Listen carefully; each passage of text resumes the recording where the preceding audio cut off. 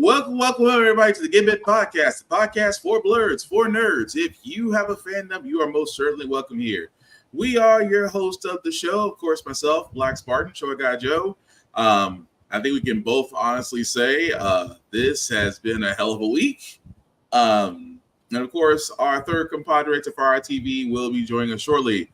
But Joe, how are you feeling this weekend, sir? I know we kind of been this our second day being on Saturday because life happens. But how are you feeling? Living in constant fear for the next 2 weeks. I'm afraid to ask why. The voting. Yeah, that's going to be the thing. Really quickly, before we kind of get into this, guys, please vote. Vote.org will actually help you with all your needs as far as registering, as far as knowing where to vote. Early voting is because we're in Middle Tennessee. Early voting is up until Halloween, so you have until the 31st. If you are in the Middle Tennessee area, definitely check it out. Early voting is actually happening in a lot of other states, but vote.org will definitely help you out to find that out for your area. But at the same time, guys, keep it going.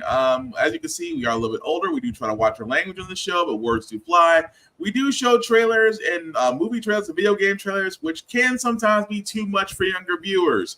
So viewer discretion is advised. Aside from that, let's get into it. We might as well start with this one because Monster Hunter Wilds is starting to get ever so closer to being released. And they actually dropped... I'm sorry, what did you say, Joe? Oh, I was just saying yay. Oh, okay. So, yeah. So, they are ever so closer to being released. They did drop a more recent trailer with one of the monsters called the Black Flame. Here's the trailer for it.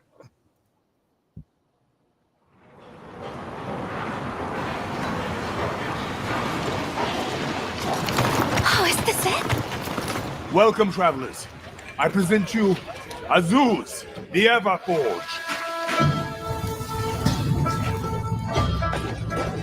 They're starting without us! Just look at that firebrand go.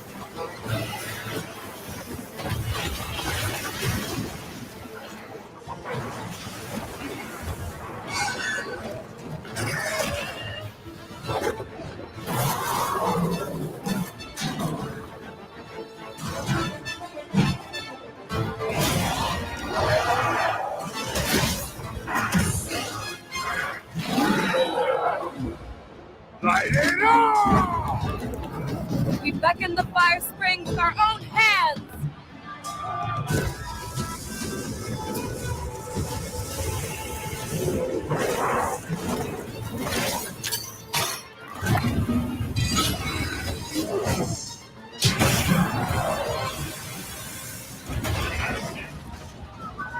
No! We never wanted this to happen! No stopping it now. Not once it starts flowing.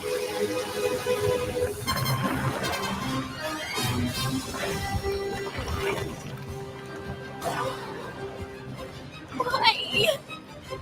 This wasn't supposed to happen.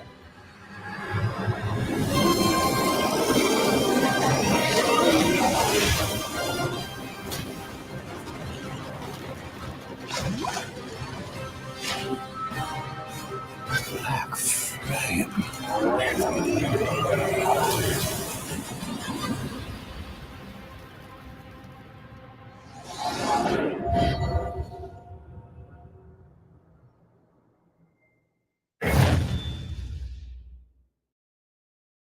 Now, what's crazy is there's a lot of people that play Black Myth Wukong and think the bosses on there are hard. But as you can see, guys, that was the Black Flame, one of the monsters that you will face on Monster Hunter Wild.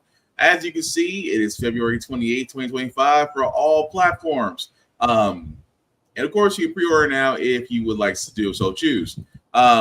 But Joe, I mean, I know you're looking forward to it. I know I need to get on Monster Hunter, and might as well because I'm slacking. But with that monster and what's going out there, what's your thoughts on it? I dig it. I see grinding out gear for the monsters and using gun lance and charge blade like you usually do. Really looking forward to the beta that's starting next week. We'll see how that goes. See how far I get in Mech Warrior before I got to take a break on that because after Halloween also is Dragon Age, so there's like a lot of stuff back to back. Oh yeah, Dragon Age Veilguard actually comes out too. I completely forgot about that. Yeah, that comes out on Halloween. Yeah, weird that all the releases are coming out in October, which is kind of interesting. This has happened before. It's like February. Everything drops in February. Well, not everything, because it kind of goes into the transition of what to talk about, what our first bit of news to talk about, which we never thought we would put Spider-Man 4 and the director of Shang-Chi in the same sentence. What I'm talking about, guys, is Spider-Man 4, which Sony Pictures is producing, did give an official release date summer of 2026. So that is 2 years from now, with Destin Daniel Creighton directing. I apologize if I destroyed your last name. That name sounds familiar, guys, because he was the director behind Shang-Chi and The Legend of the Ten Rings. Now, this was supposed to be the Russo's brothers, at least it was rumored to be. Of course, but the Russo brothers, as we find out a few months ago, were going to take over the next Avengers movie after Robert Downey Jr. was announced to be casted for Dr. Doom. So, with that being the case, guys, this is Sony Pictures that's producing it, not initially Marvel, because Marvel and Sony have a weird relationship when it comes to Spider-Man and the Incredible Hulk and several other IPs, I guess you can call them. Now, I'll throw this to you first, Joe, because knowing what that is, Tom Holland is coming back to reprise his role as Spider-Man. They don't really have a lot of information after this. This is supposed to be supposedly following No Way Home. And spoiler alert, if you didn't watch No Way Home, of course, at the end, pretty much Doctor Strange basically nukes the universe, and everybody forgets that Peter Parker is Spider-Man, including the ones that love him the most. And of course, he puts on the iconic suit, kind of drops the tech, and begins his story. But I'm gonna throw it to you, Joe. With that being said, that Spider-Man 4 is basically gonna be following No Way Home, that we do have a director that should be able to do this. Are there any concerns, or is it more like a wait and see? I don't have any concerns. I just want to see what his plan for the future is. Are we going to be mixing with some of the Sony properties?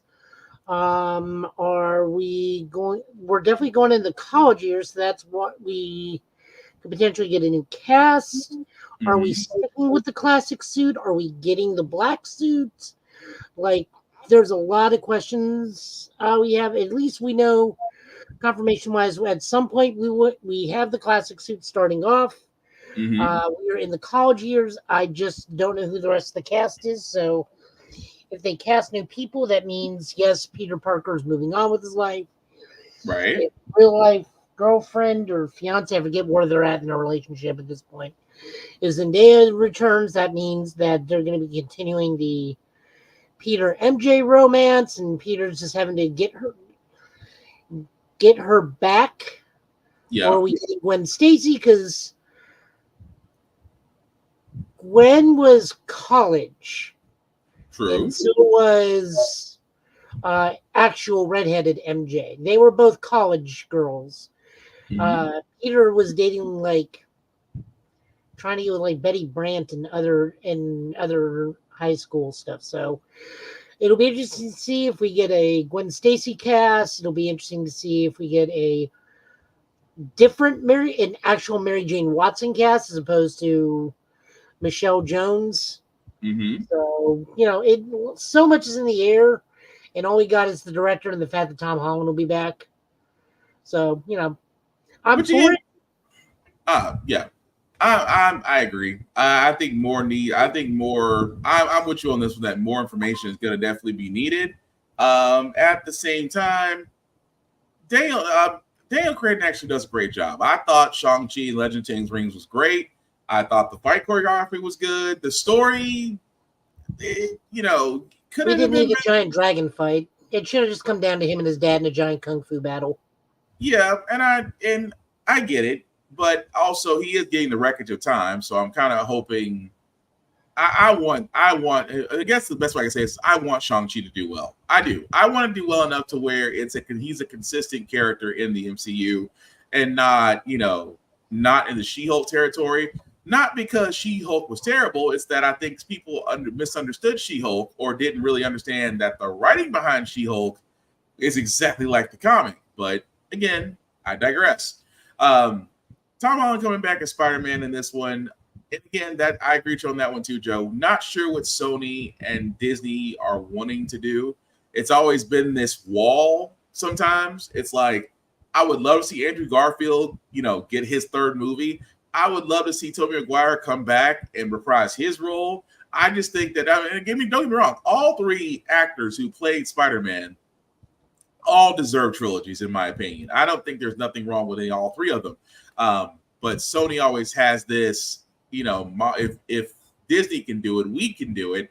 The problem is they try to do it behind villains. Don't believe me? Look at Kraven the Hunter. That's all I'm going to say. Kind of yes, kind of no. The way I've started looking at it now is Sony's Spider-Man is Miles. Mm-hmm. Which is fine. That's the Spider-Man movies we get are Miles movies, which are nothing short of fantastic. Mm-hmm. And then the MCU Spider-Man is Peter. And even Tom Holland says, I would love to bring Miles into the MCU, but it's like Sony won't allow because Sony Spider-Man is Miles Morales. But Sony is also greedy. I'm just going to throw that out there. Not as greedy as the mouse. Not as greedy as the mouse, but never underestimate the other guy's greed. But that's the thing. It is where if they are going to do a merger, then. And again, we have to wait for our third compadre because he's seen The Last Dance, and I was going to ask him some questions about that. Because they've always done this, will they or won't they? It's like, will they bring these characters over to where we can finally tell the story that we've always wanted to tell, or will it be separate? Will they just tease it? Because at the end of No Way Home, at the end of No Way Home, that's what we got. We got the symbiote, or a piece of it, a piece of Venom symbiote is now in the MCU. So it's like you keep teasing this, will they or won't they? And on top of it, it's like it's almost as if, do you guys want to do something, or is it just the fact that it comes down between Disney and Sony just having an adult conversation and just doing what needs to be done? Because I'm going to be honest, I want to see that. I do kind of want to see Tom Hardy's version, although Tom Hardy did say, Venom: The Last Dance was his goodbye. I mean, I thought he played a great Tom Hardy. He already corrected himself. He now says never say never. Oh, okay. So that means, never mind then. We went from never say never, so that means whispers were said. Something was put in his ear. Because, when they say never, it's like, oh, someone has talked to you. I'm not saying who, but someone has talked to you. But again, I would love to see it because, like I said, I love how he did. Outside of, because Venom, and again, not to go into a tangent, but let me say this before we go into the next bit of news.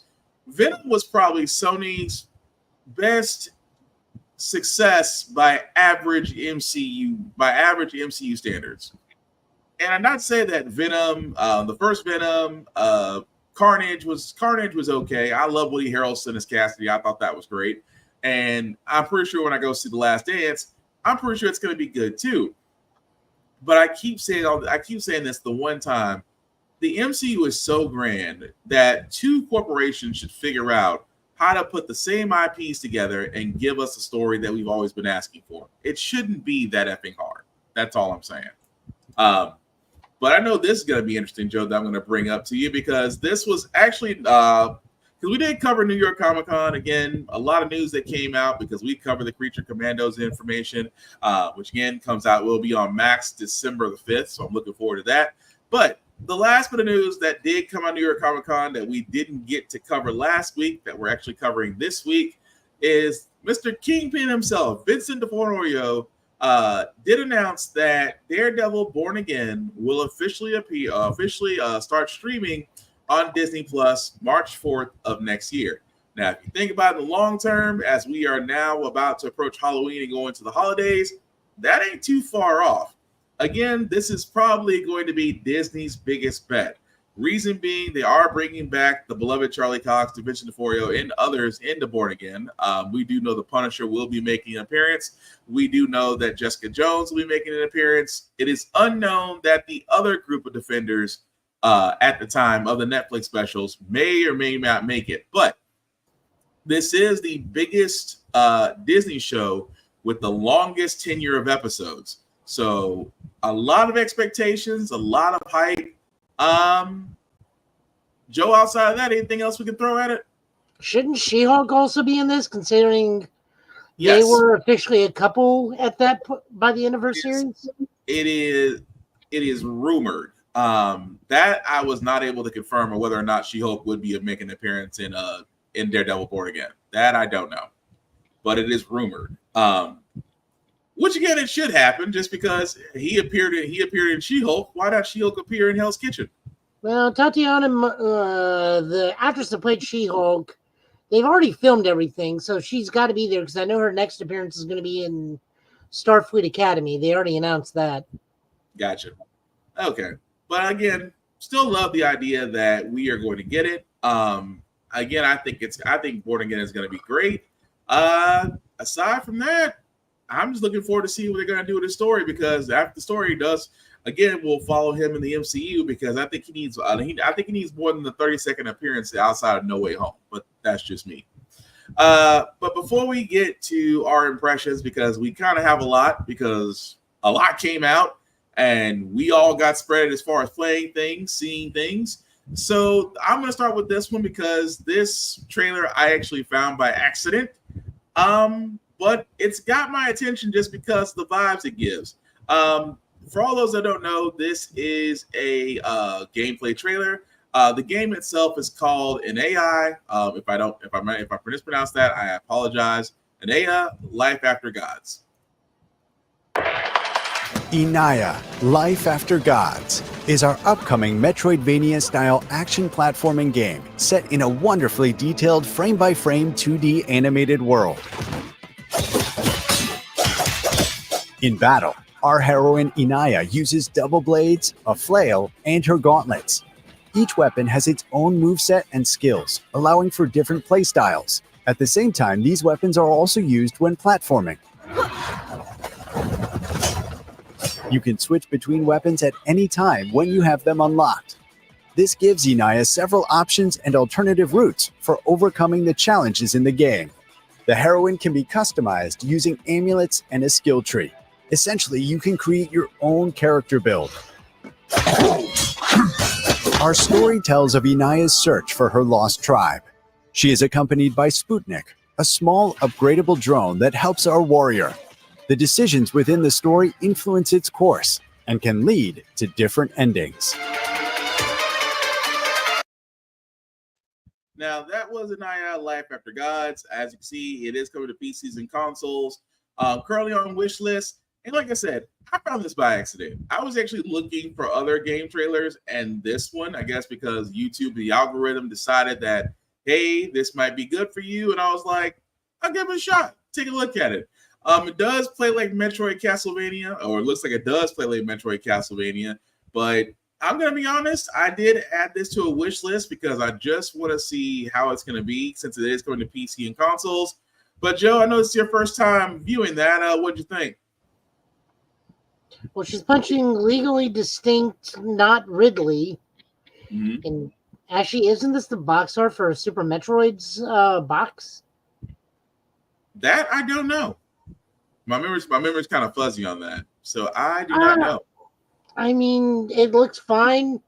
It's a Metroidvania, so they're kind of all the same. Jump skillfully with the double jump.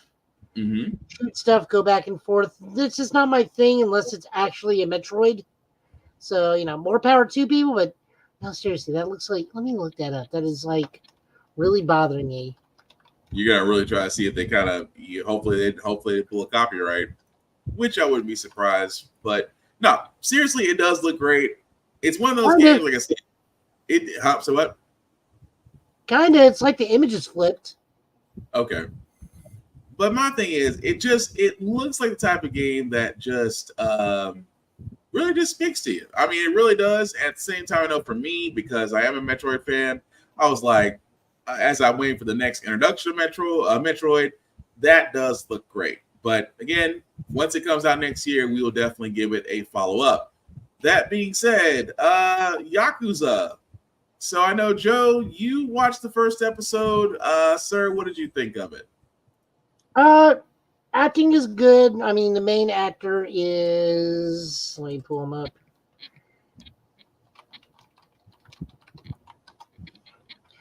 I mean, I should know this dude. I watched him for a whole year as Kamen Rider Drive.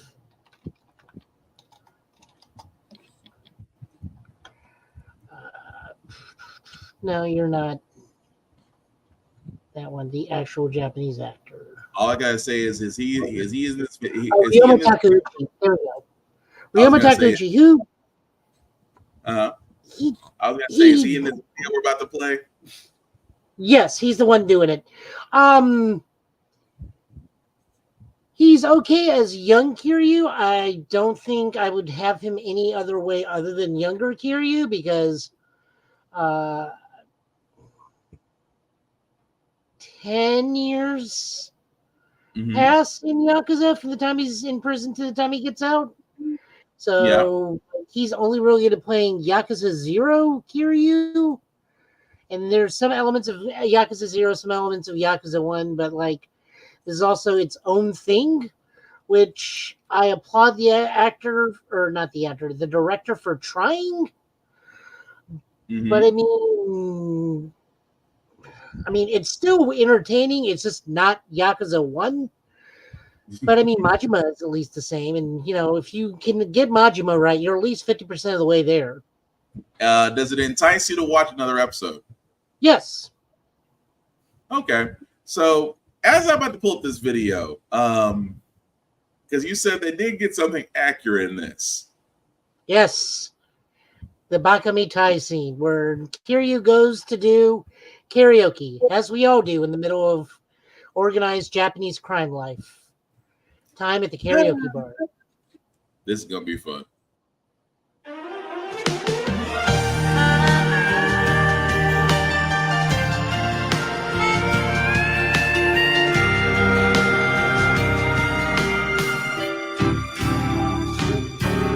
Baka mitai kodomo nano ne. Yume o ootte kizutsuite. Uso ga heta na kuse ni waraenai egao o miseta. I love you もろくにはない口下手でほんまに不器用なの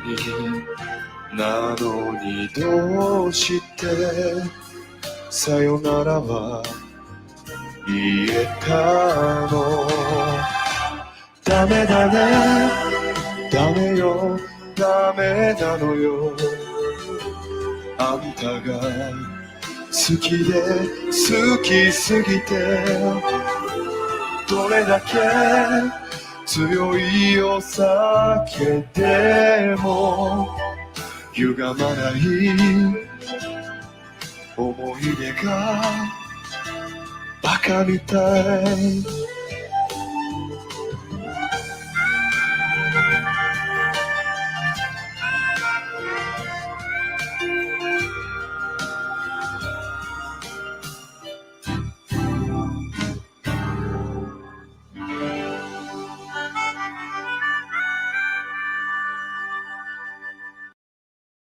I'm tripping off the fact that he got all the facial expressions down. That part, he had all the facial expressions down to the point where I didn't want to laugh out loud, but I was like, that okay. I really, really, really need to go back and watch that first episode. They've already edited the. Someone's already taken this and clipped it to where the photo he looks at is the cast of Kamen Rider Drive. Nice.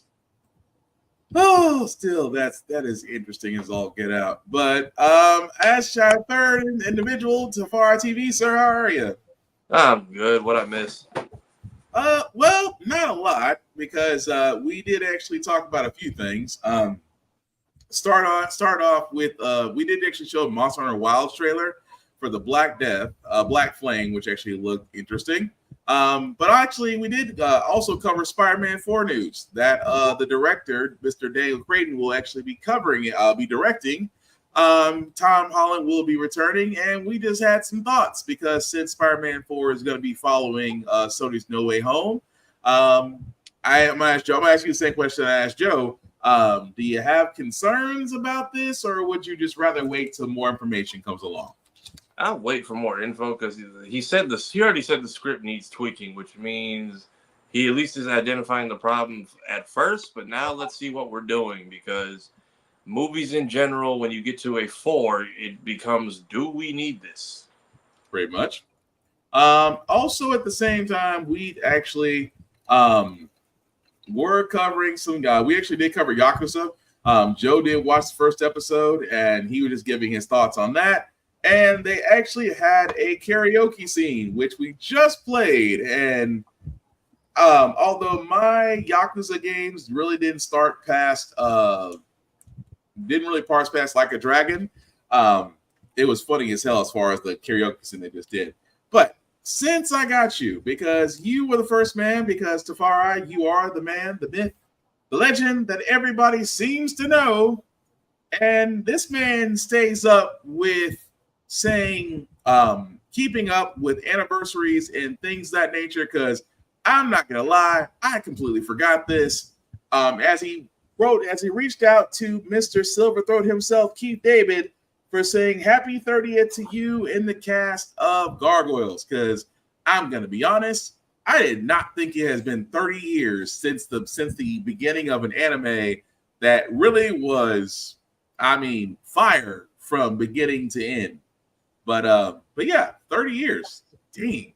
I'm surprised they didn't. I'm surprised there was I didn't see anything for it. I was waiting for a post from Keith or somebody because did Gargoyles ever end, or is it one of those shows that just stopped coming on? I think it just stopped. I don't think it really ended. I think it just stopped coming on. So if you're a Gargoyles fan, it ended at season 2 because season 3 was backdoor pilot hell with the Goliath Chronicles, which nobody acknowledges. Nobody then they did a comic book, which nobody acknowledges. Dang. Okay. Now they're doing a new comic book, which a lot of people acknowledge because it's very good. But no, the series can end at season 2, and you're fine. Okay, well, still. And once again, the cat's baby shape is completed. Well, we still want to say happy 30th because, again, much like Batman the Animated Series and a list of other animes, other cartoons we could talk about, Gargoyles is definitely up there because it will make you want to sit down and watch it from beginning to end. But yeah, one of the few cartoons I've seen where what is it? One of the main humans is actively hunting the Illuminati. I'm like, y'all were allowed to air this, right? Multiple times. There was a lot of adult jokes that went over my head when I was watching that show.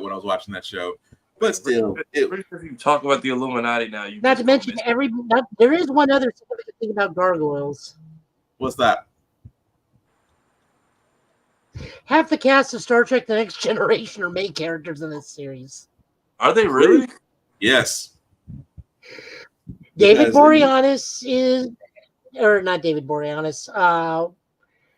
God, Because you know What's the Riker. actor name? William Riker is Xanatos. Yeah. Diana Troy is Demona. Worf played Coldstone. Yep. The Wesley was played by Data, Mm-hmm. who's and also plays Pip. Pip the Thing.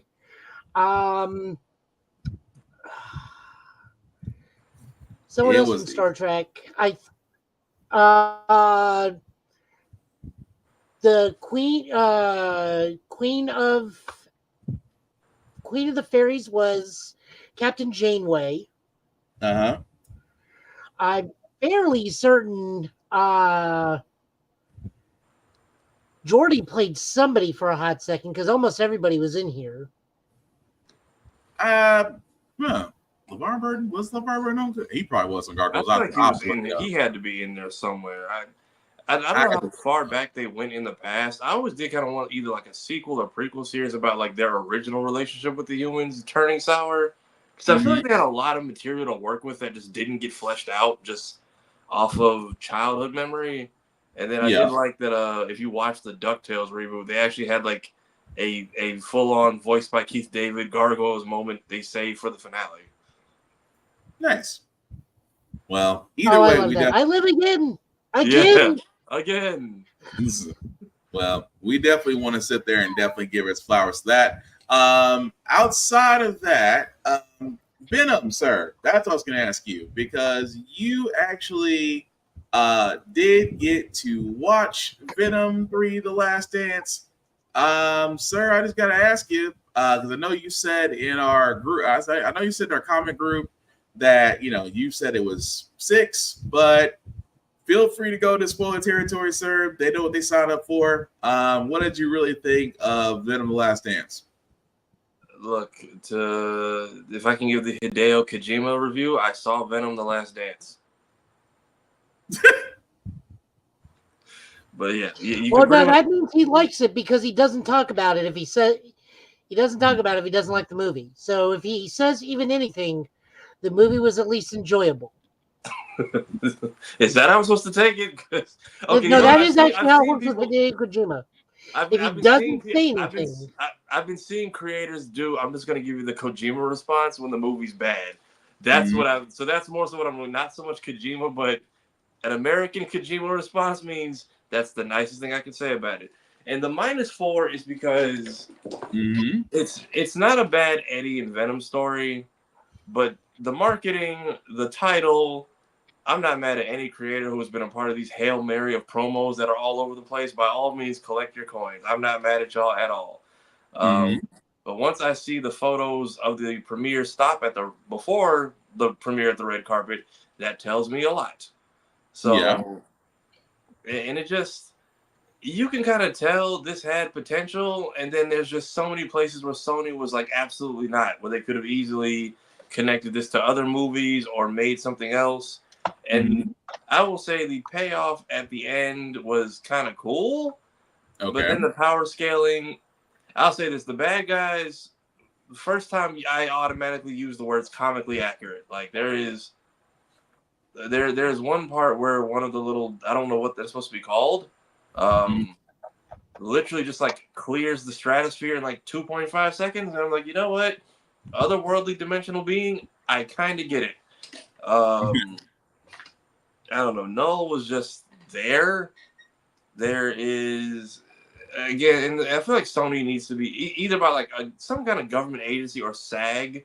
Sony needs to be like investigated for what I feel like is like multiple bait and switches and just wasting people's time, as well as actors' potential to possibly damaging actors' potential to be put in other franchise projects because you sold them on something that wasn't actually going to play through. Like, it's not a Baron Mordo variant. They just casted that actor as that character just to try and get you in the seats. There's zero references to anything whatsoever.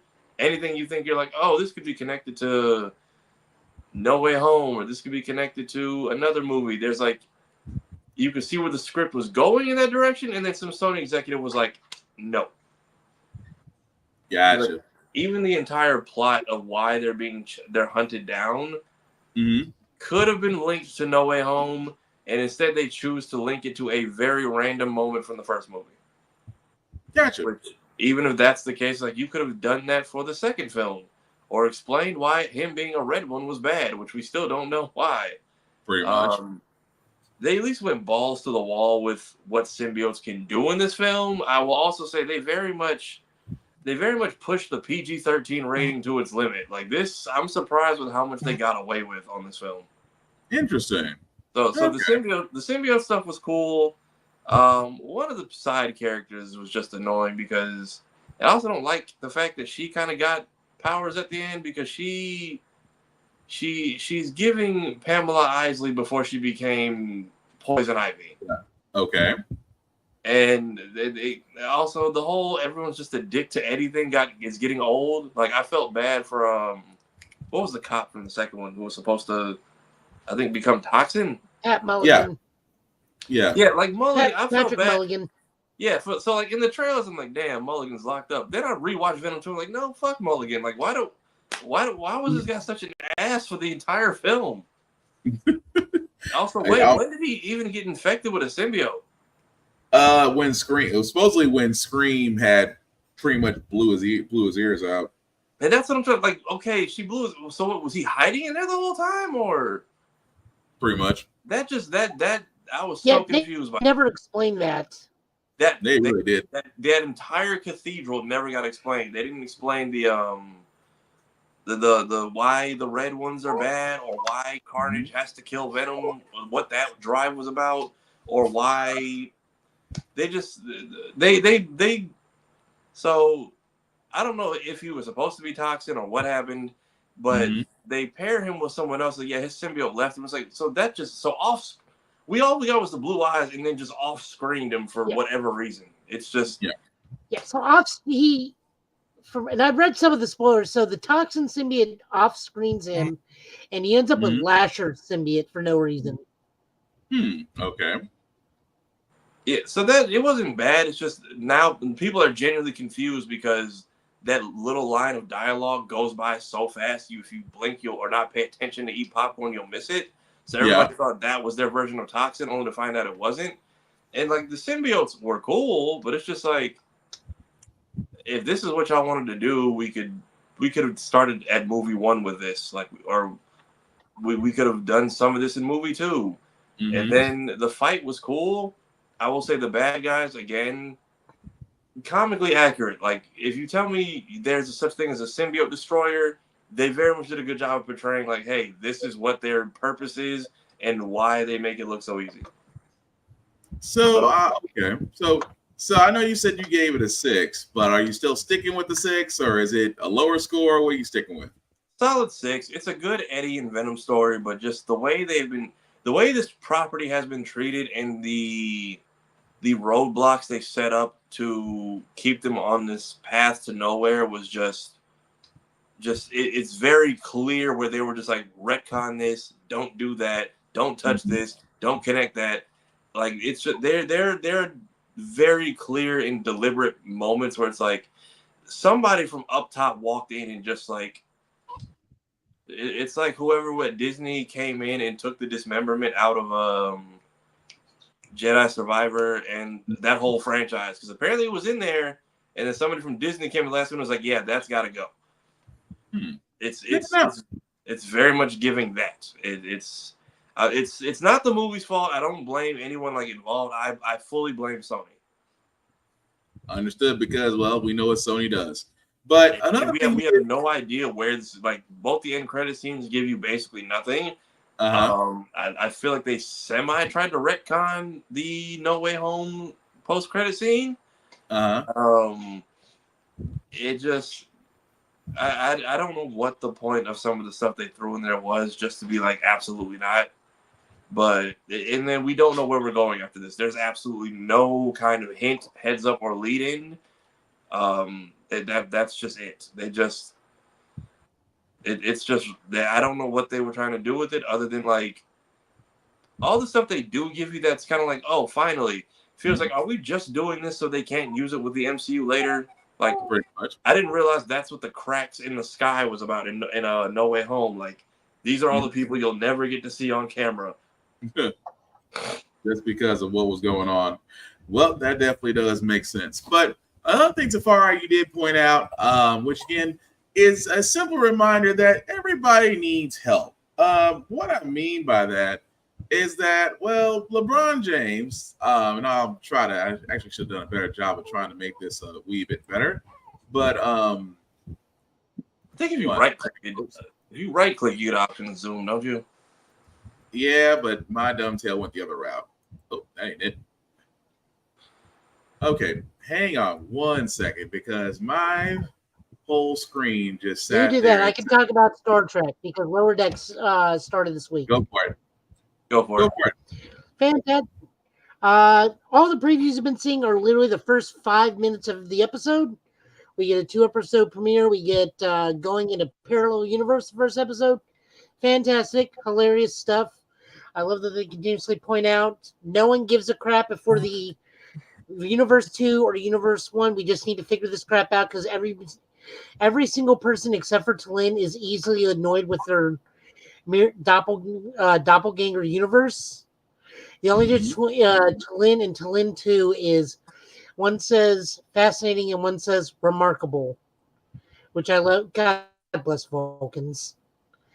Episode 2, Boimler tries to be fun and it immediately backfires. So hilarious. Great start off the new season. Loving where it's going to go. I like that they've already set up what the overall arc is going to be. So I'm really looking forward to it. You would have known. I still got to catch up on Lower Decks time, so freaking mine.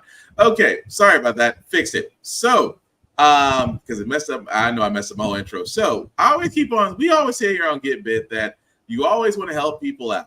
Despite whoever they are, as long as they're asking for help, you want to be able to give them help the best way you can.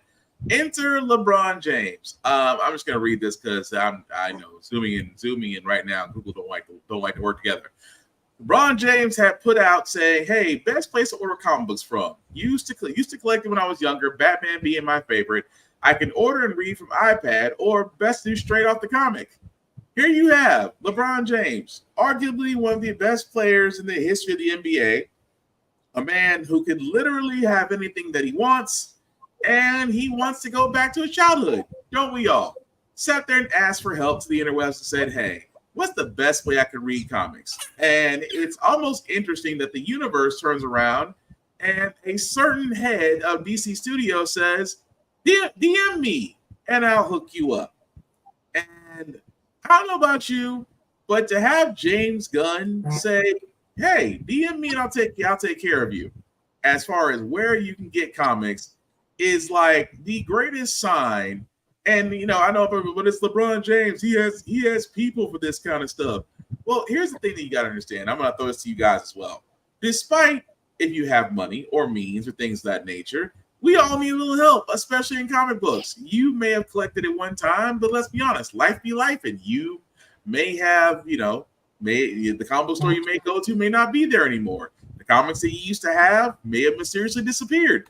But we all need a little bit of help because everybody was kind of ragging on him in the comments of, "Dude, you got money, you can just send somebody somewhere and you can get whatever you need." It's like, why are you asking us? It's like you have the ability to do whatever you want. And it just makes me think that despite the income issue here, it does go back to the simple fact of if someone is asking for help on where to get comics, shouldn't we just be nice about it? Yeah, especially if the real question, we do or do not recommend him Ultimate Batman? Oh, I wouldn't recommend Absolute Batman right now because that first issue ticked me off. That first issue of Absolute Batman ticked me off, but go ahead. So no poor Bruce Wayne books for the Big Bron? No, there are some stories in Batman where Bruce Wayne didn't start off as rich. It's just that Absolute Batman ticked me off. Okay. Yeah. To sum it up, and I don't mean to go down this rabbit hole because it's this whole thing of just you can take liberties with the dogma of a hero's origin. you can take liberties with it. That's how Gotham City Sirens comes. That's how Gotham City Sirens came along. It's why, if you really think about it, Batgirl and others, The Signal and other stories came along. That's completely fine. It's when you try to pull a Gotham inside of a comic book is where I have the problem. Joe's face.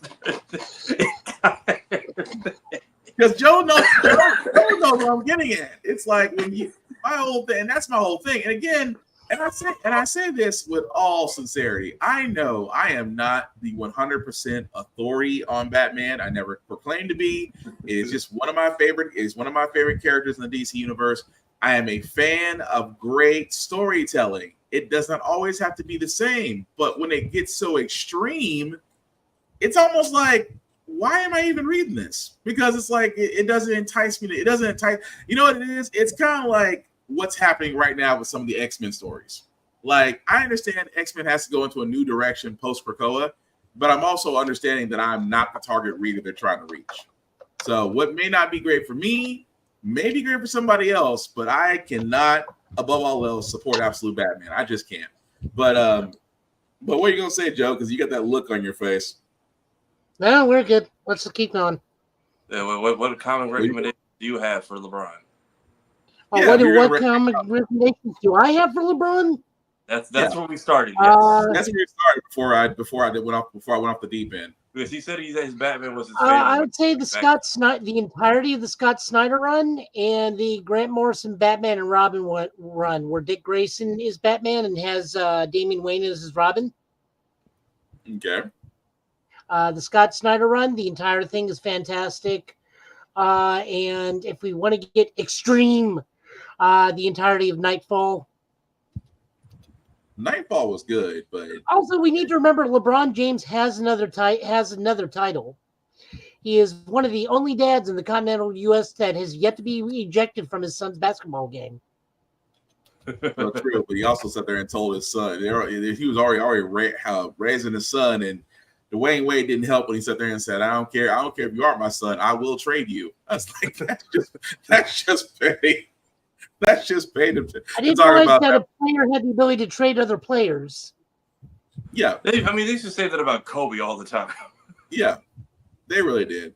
Oh, that's what I was going to bring up. Also, Tafari, before you go into the next set of impressions. That other title.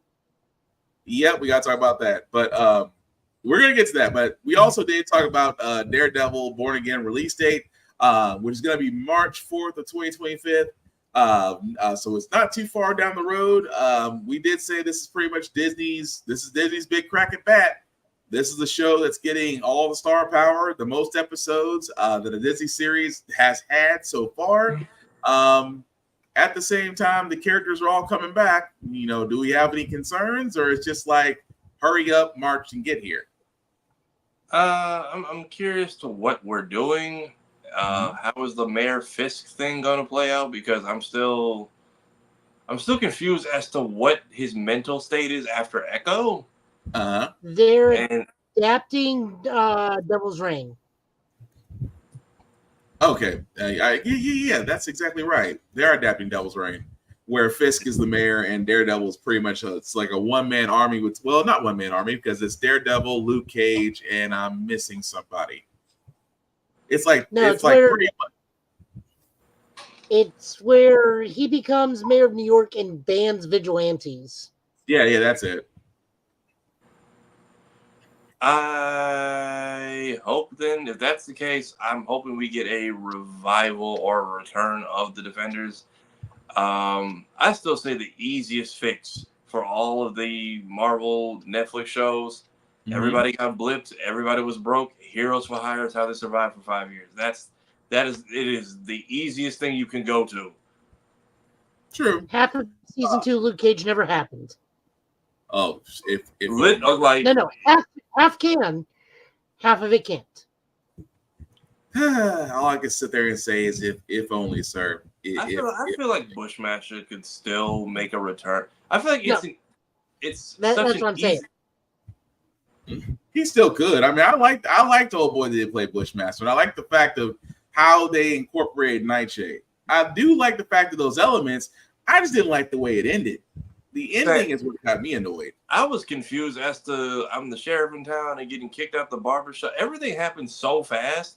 But hey, just like a real pandemic, clubs were the first thing to suffer. So Luke would have been out of a job like what, a month later? That's the ultimate fix to that problem. It's just true. So Luke's out the club. Jessica's bad guys the last season was just their own decisions. Pretty much. And then everyone else, Iron Fist, has just moved on to the Iron Glocks. We're not throwing fights anymore. We just shoot people, I guess. Which is kind of funny, which is how he picked up another Iron Fist with the gun. So that's why I was like, really? It's like, Iron Fist could honestly get an overhaul, but you know what? I might have to say that. I might have to pin that topic for one day of how to fix Iron Fist outside of the fact. Make him that Asian kid. Make him that Asian kid. That's the new Iron Fist. Oh, the one of the 7 weapons. Yeah, the one that's got the one that he was originally Swordmaster. Yeah, and got all of his like family's ancient sword pieces embedded in his arm. Oh, right. I mean, that could work too, but you know, I'm still on the line of whoever it is. May he, you know, all I gotta say is the greatest martial arts masters are available. Just throwing that out there. But I'm gonna leave that alone. But really quick before we get into John Wick and why Predator is bumping off Blade, I did want to really quickly talk about Call of Duty's Black Ops 6. Playing the campaign mode. This has been my re-entry into Call of Duty because last time I played it was Modern Warfare 3 because that was the last Call of Duty that actually had a campaign mode, which again I love because not everything has to be freaking multiplayer. If you're on the fence about this, it's the same as Cold War. It's still following that same story, that same set of characters. Really great. It's a long campaign, which again I love. But so far, the story will draw you in. The action is great. Shooting is a little bit iffy, but again, it just came out.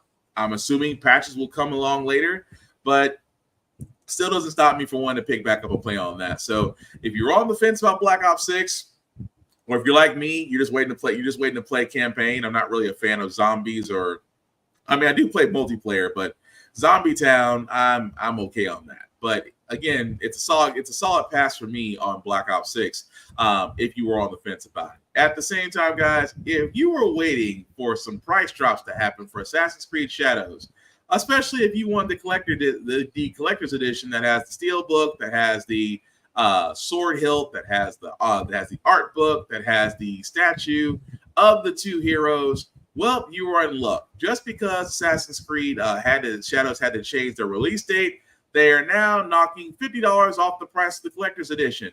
Instead of it being $280, it is now $230. Again, which I'm not knocking because a lot of people were looking for early access to the game. Much like Assassin's Creed games beforehand, they have been pushed back, they have been delayed, but for good reason. Definitely don't want to push out a crappy game. So I'm not against it. For me, I'm not really that much into collector's editions of video games, but hey, if you have $230 to borrow, if you were waiting for the price to come down off this one, you're in luck. This will actually be going out November 12th and not November 12th, February 14th of 2025. So I apologize for that. But again, if you're looking forward to it, there you have it. Now, before we get to Predator, I got to ask you guys this because John Wick has been talked about. We did show the trailer for Ballerina, which looks great. That could be a standalone movie or that could spin off the John Wick cinematic universe. Either way sounds good.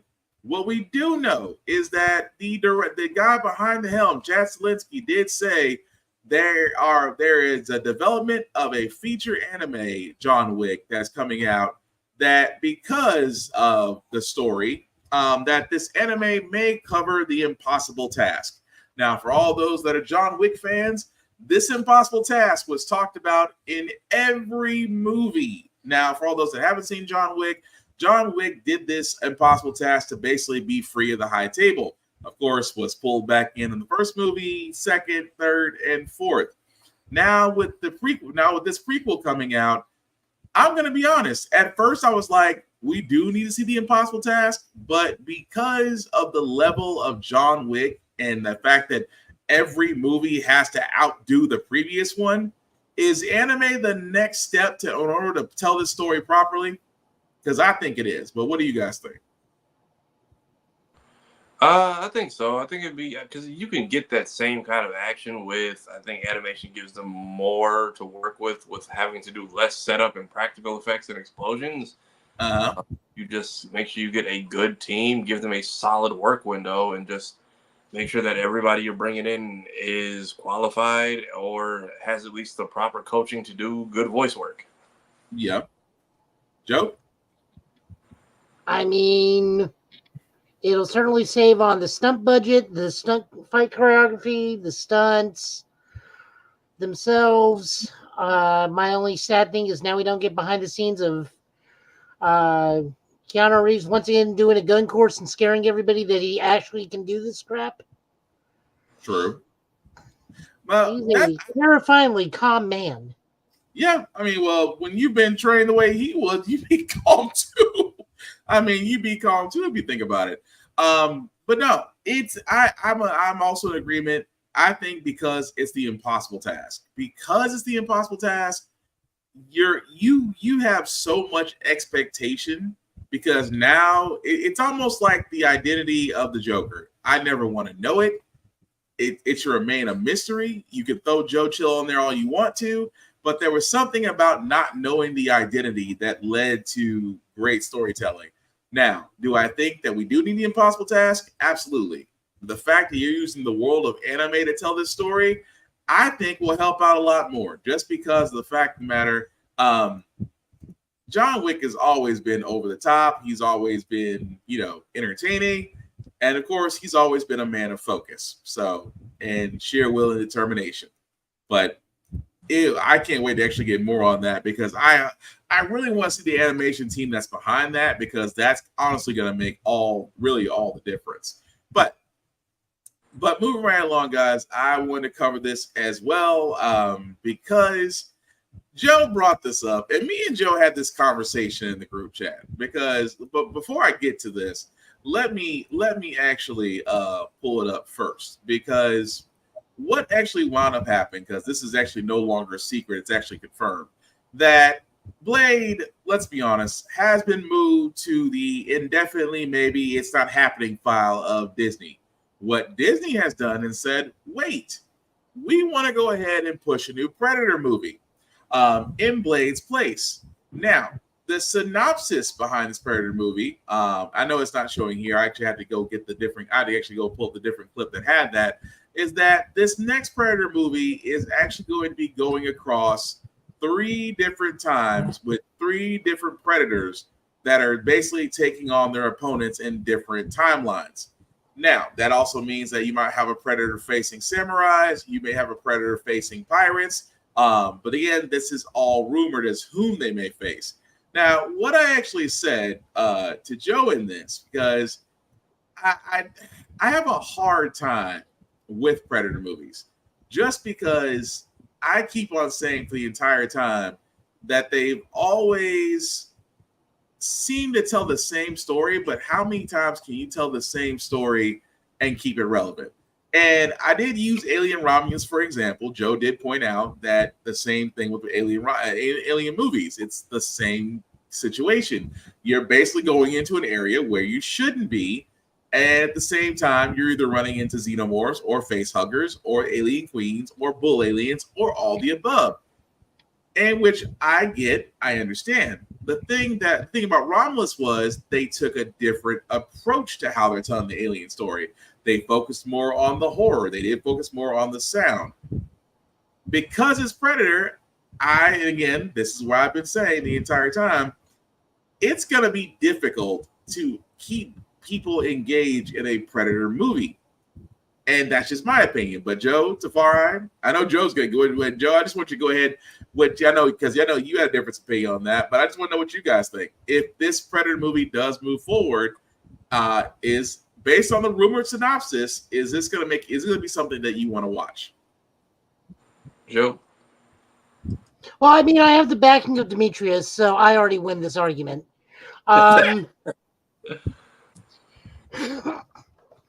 So yeah, no, I'm looking forward to it. I do think that not aliens, Predators versus Pirates is really boring and dumb because it's just pirates trapped on a boat with the Predators. That's going to end super fast. Mhm. Depending on technological level, Predator versus Samurai seems really fun. Mhm. It just like I said, it depends on the technological level of the Predator or what he's got packing with him. It also depends on how accurate the samurai are because, samurai get a very romanticized depiction of everyone's using swords all close fighting. Lots of Mhm. samurai were either bow users or spear wielders. So there's that. But I mean, the predator being in the middle of the Bakumatsu or the feuding Warring States era seems really, really fun. Also, similarly, the Predator showing up during the Inquisition. That would also be really, really interesting because they can interpret it. They can interpret the Predator as a holy symbol, a creature of hell, or a divine being saying, "No, no, we're doing the right thing." The Predator is killing all these guys, and these guys are heathens that don't believe in God. So therefore, we are doing right because God has sent this thing to prove that we are in the righteousness, in the right way with our Inquisition. So it's all different ways of how you can use the Predator, except for pirates. It's just going to be him trapped on a boat with dudes, and that's going to be boring as hell. Tavares? I want to see the Flintlock story. Like, let me know that there were maybe not different time periods, but if you were to tell me the story of maybe a bunch of those pistols were issued out, and we're seeing the story about the wielder of each one, and then we can get that original comic everyone wanted about the pirate who was basically hunted down by a predator, but then betrayed by his own men, and now him and the predator basically have to play the tag team against his entire ship on the island. Yeah. Leading up to their final duel, and then him getting robbed, and then that's how they get the pistol they give Danny Glover at the end of the second movie. Or I thought the pistol came from the Spaniards that were in Prey. yeah, so that's what they switched it to. I'm saying retcon the retcon and tell me that there were just multiple pistols, man. Because originally Here's how I that look. Go ahead. Go ahead. Go ahead. I'll say originally that comic was the origin story of the Flintlock pistol. So when it shows up in Prey, people were just like, "Good movie, but we still want to see that because that was like an enemy of my enemy, full on dogfight. We will fight to the death when we get rid of these people." And people are like, "If this is what Prey is like, you can now it is proof you can take that comic and go insane with it." I'm just gonna. Here's how I look at Predator with pirates. It's just watch the last flight of the Demeter, and replace Dracula with the Predator. Oh, the Voyage of the Demeter. Yeah, that was kind of. That's brilliant. Thank you. I mean, the Predator-ish part at least took place after the mutiny and the shipwreck. So he at least came in post boat. He's got to come post boat. He can't be on the boat. Yeah, if he's on the boat, the movie's going to be boring. So Predator, I believe in the comic, is tracking him, but then the mutiny happens, and he thinks he's going to go be able to finally hunt down this basically Jack Sparrow level pirate, only to see that his team is betraying him. So he bails him out, and I think this was the start of either, I don't know if it's their genetics or the tech where they can mimic human voices, because he basically throughout the comic is hearing him curse his own men and just like repeats the swear words. So like take it, traitor, bastard. He like repeats little things he hears the pirate say up until the very end when he's kind of robbed of his final battle, and then he gives him the pistol as like thanks, and kind of like he almost feels like he doesn't deserve the flintlock because he didn't earn it as a battle trophy, but he takes it anyway. But if they do these the Prey was good because it was the tale of two different species on their own trials. It was her trying to be part of her tribe. He was on a path to I guess, kill the biggest thing he could find or the most dangerous, which I think was dope. I still think a samurai story was the fact that they didn't go for one after. I'm hoping Prey was a teaser of them trying to go full for a samurai story, because the fight that they did with the Yakuza guy in Predators, I think, was good. And I think then the guy, the comedian, Eric, I'm blanking on the rest of his name, who did the whole thing about, like, what if it's like a master and a student Predator versus a master and student samurai in, like, feudal Japan era.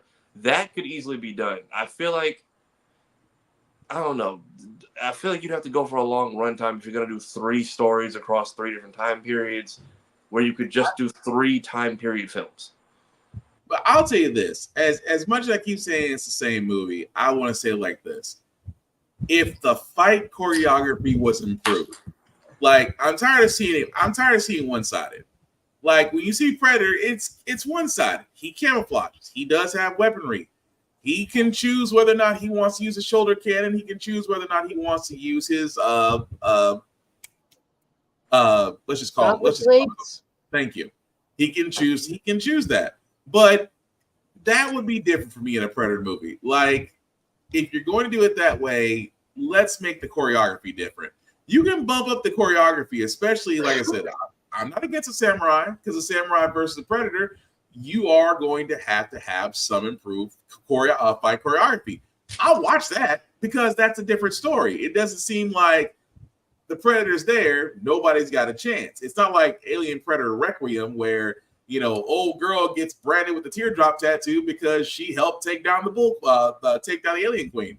But that's my thing. Like, if you're going to do Predator, because we're not going to get another Blade for a while. Not after after Disney. Yeah, giving us different fight choreography, showing us that, like, they haven't always been overpowered. The fact that this was the fact that this was a Predator who was, like, hollowing out the skulls of different, like, bears and animals to create his armor, and he has, like, older prehistoric. So showing them at different time periods and showing how their fight skills or their armor or other things are evolving is a nice way to pivot from just being hack and slash and rehash.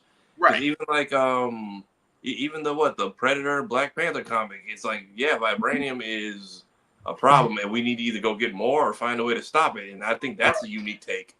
But I think because even in Predators, you notice the Predator was literally right up on him when they were running away. Yeah. And he chose to have a square off one-on-one blade battle in the field, like Sekiro. So clearly, and they have a level of honor about them, and I would like to see that cultural aspect carried as well. Because I think Prey did a good job of introducing. You can make a Predator movie unique and interesting from it being from the perspective of the Predator for a change. Because every Predator movie is, how do you deal with the Predator? We are the prey against him. Make him the protagonist. I can go with that too, because you're telling a different story. I would go with that too, because it's a different perspective. That's the thing I've been asking for. Give me a different perspective. Give me I was going to say it's like a fighting game. Give me something balanced to where both sides are at their strongest versus one side just waiting to do the kill. Yeah, but if you both have 360 pile drivers, it's boring. Oh no, not 360 pile drivers, but I'm just saying the apex at that person's skill versus the Predator at his skill, and you're just basically seeing two different styles clash. So something different, especially because we know that there's like multiple types of them now. Give me like a Predator during exile or on trial, and his goal is to survive with like no weapons or armor for 3 days, and they drop him in the middle of like the Vietnam War or something. What if he can't? What if he only has his blade for a weapon? God, no, not the Vietnam War. I will not hear All Along the Watchtower again. But like something like the humans are at it again. Drop him off in the battlefield. We'll come back in 3 cycles if you can survive. Blah blah blah. Although when you did mention pirates, my mind kind of went to Pirates of the Caribbean.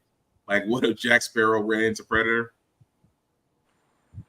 I'm just saying anything to get Johnny Depp back. I But mean, Exactly back. We can adapt the Predator versus Wolverine comic where Wolverine keeps the Predator keeps running into Wolverine again, just like 30 years down the road. It's like, I've already killed you twice.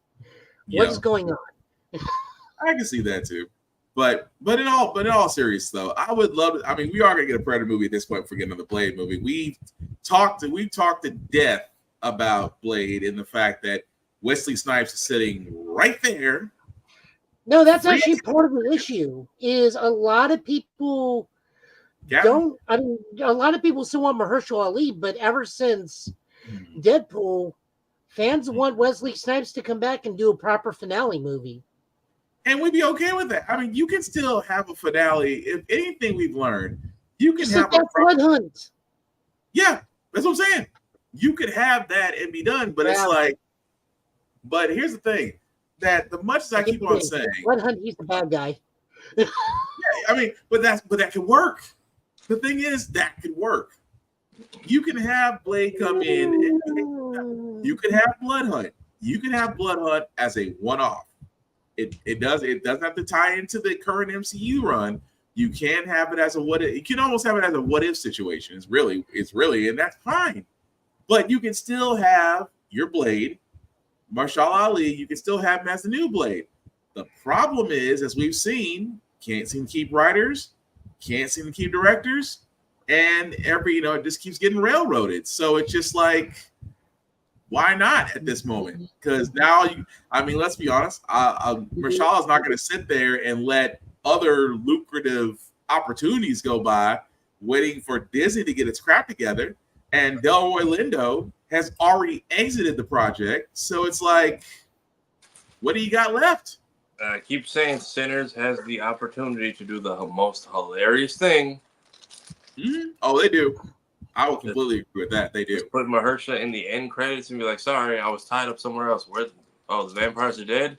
Mm-hmm. My bad. And then... sorry, I thought you were my fault. I'm just making a Ryan Coogler is giving Marvel the middle finger joke. Pretty much. But go ahead, Joe. I was going to say, the only problem we adapt Blood Hunt is we have to introduce Blade's daughter, and you know how people are with introducing young female characters. I mean, they are tearing apart Venom right now purely for the fact that they use the word they in it. Uh-huh. In the poster, and people are just coming out of the woodwork left and right, both for and against it. It's like, no, they've been using they as in two separate identities, not a gender scenario, as in they are two separate individuals. That's just nitpicking at that point. Now you're just nitpicking. No, so you'd have to introduce, I don't even know what her name is. Blade's daughter. See, that's what I was saying, the whole thing about it being a one-off. You could, with almost next to nothing in repercussions, if you say this is a separate story from the timeline. You could literally go nuts. What they could do is they do like they did with Werewolf by Night, make a black and white with Wesley Snipes where he's just hunting in New York and runs into Elsa Bloodstone, and Werewolf by Night. You can still do that. That would and work then too. There's his retirement movie, and it's like, here's new. Mahershala Ali is like someone who he runs into. Is like, congrats, you're the new Blade. Go have fun. But I don't think Ali. I mean, at this point, I don't think Ali is going to do it because he's been waiting. I mean, he's been waiting. The first test run. How long has that kid been Ghost Rider now in limbo and can't get any work because Disney has him on hold?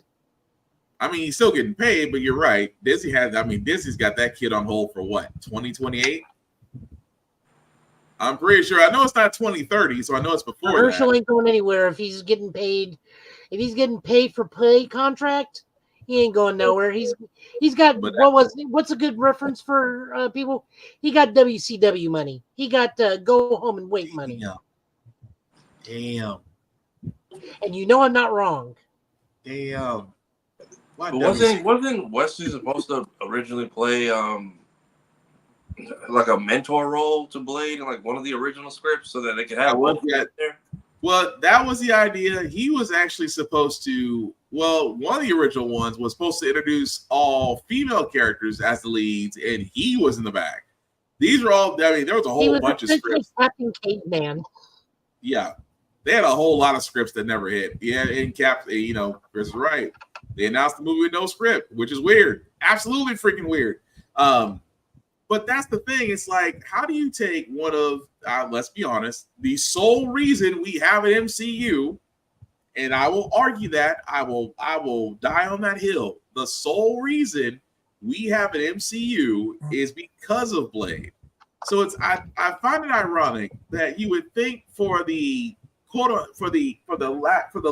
fuse to what we have now, why is it so hard to do a Blade script when you have plenty of material? And I do mean plenty. But again, I digress on that one just because we could go all. I mean, we could go all night about this one, but I think if Fantastic Four introduces easy interdimensional travel, just give us Ultimate Alliance, just cross dimension. Anytime, any character we haven't casted, just go back and grab who had them last. I look at it this way.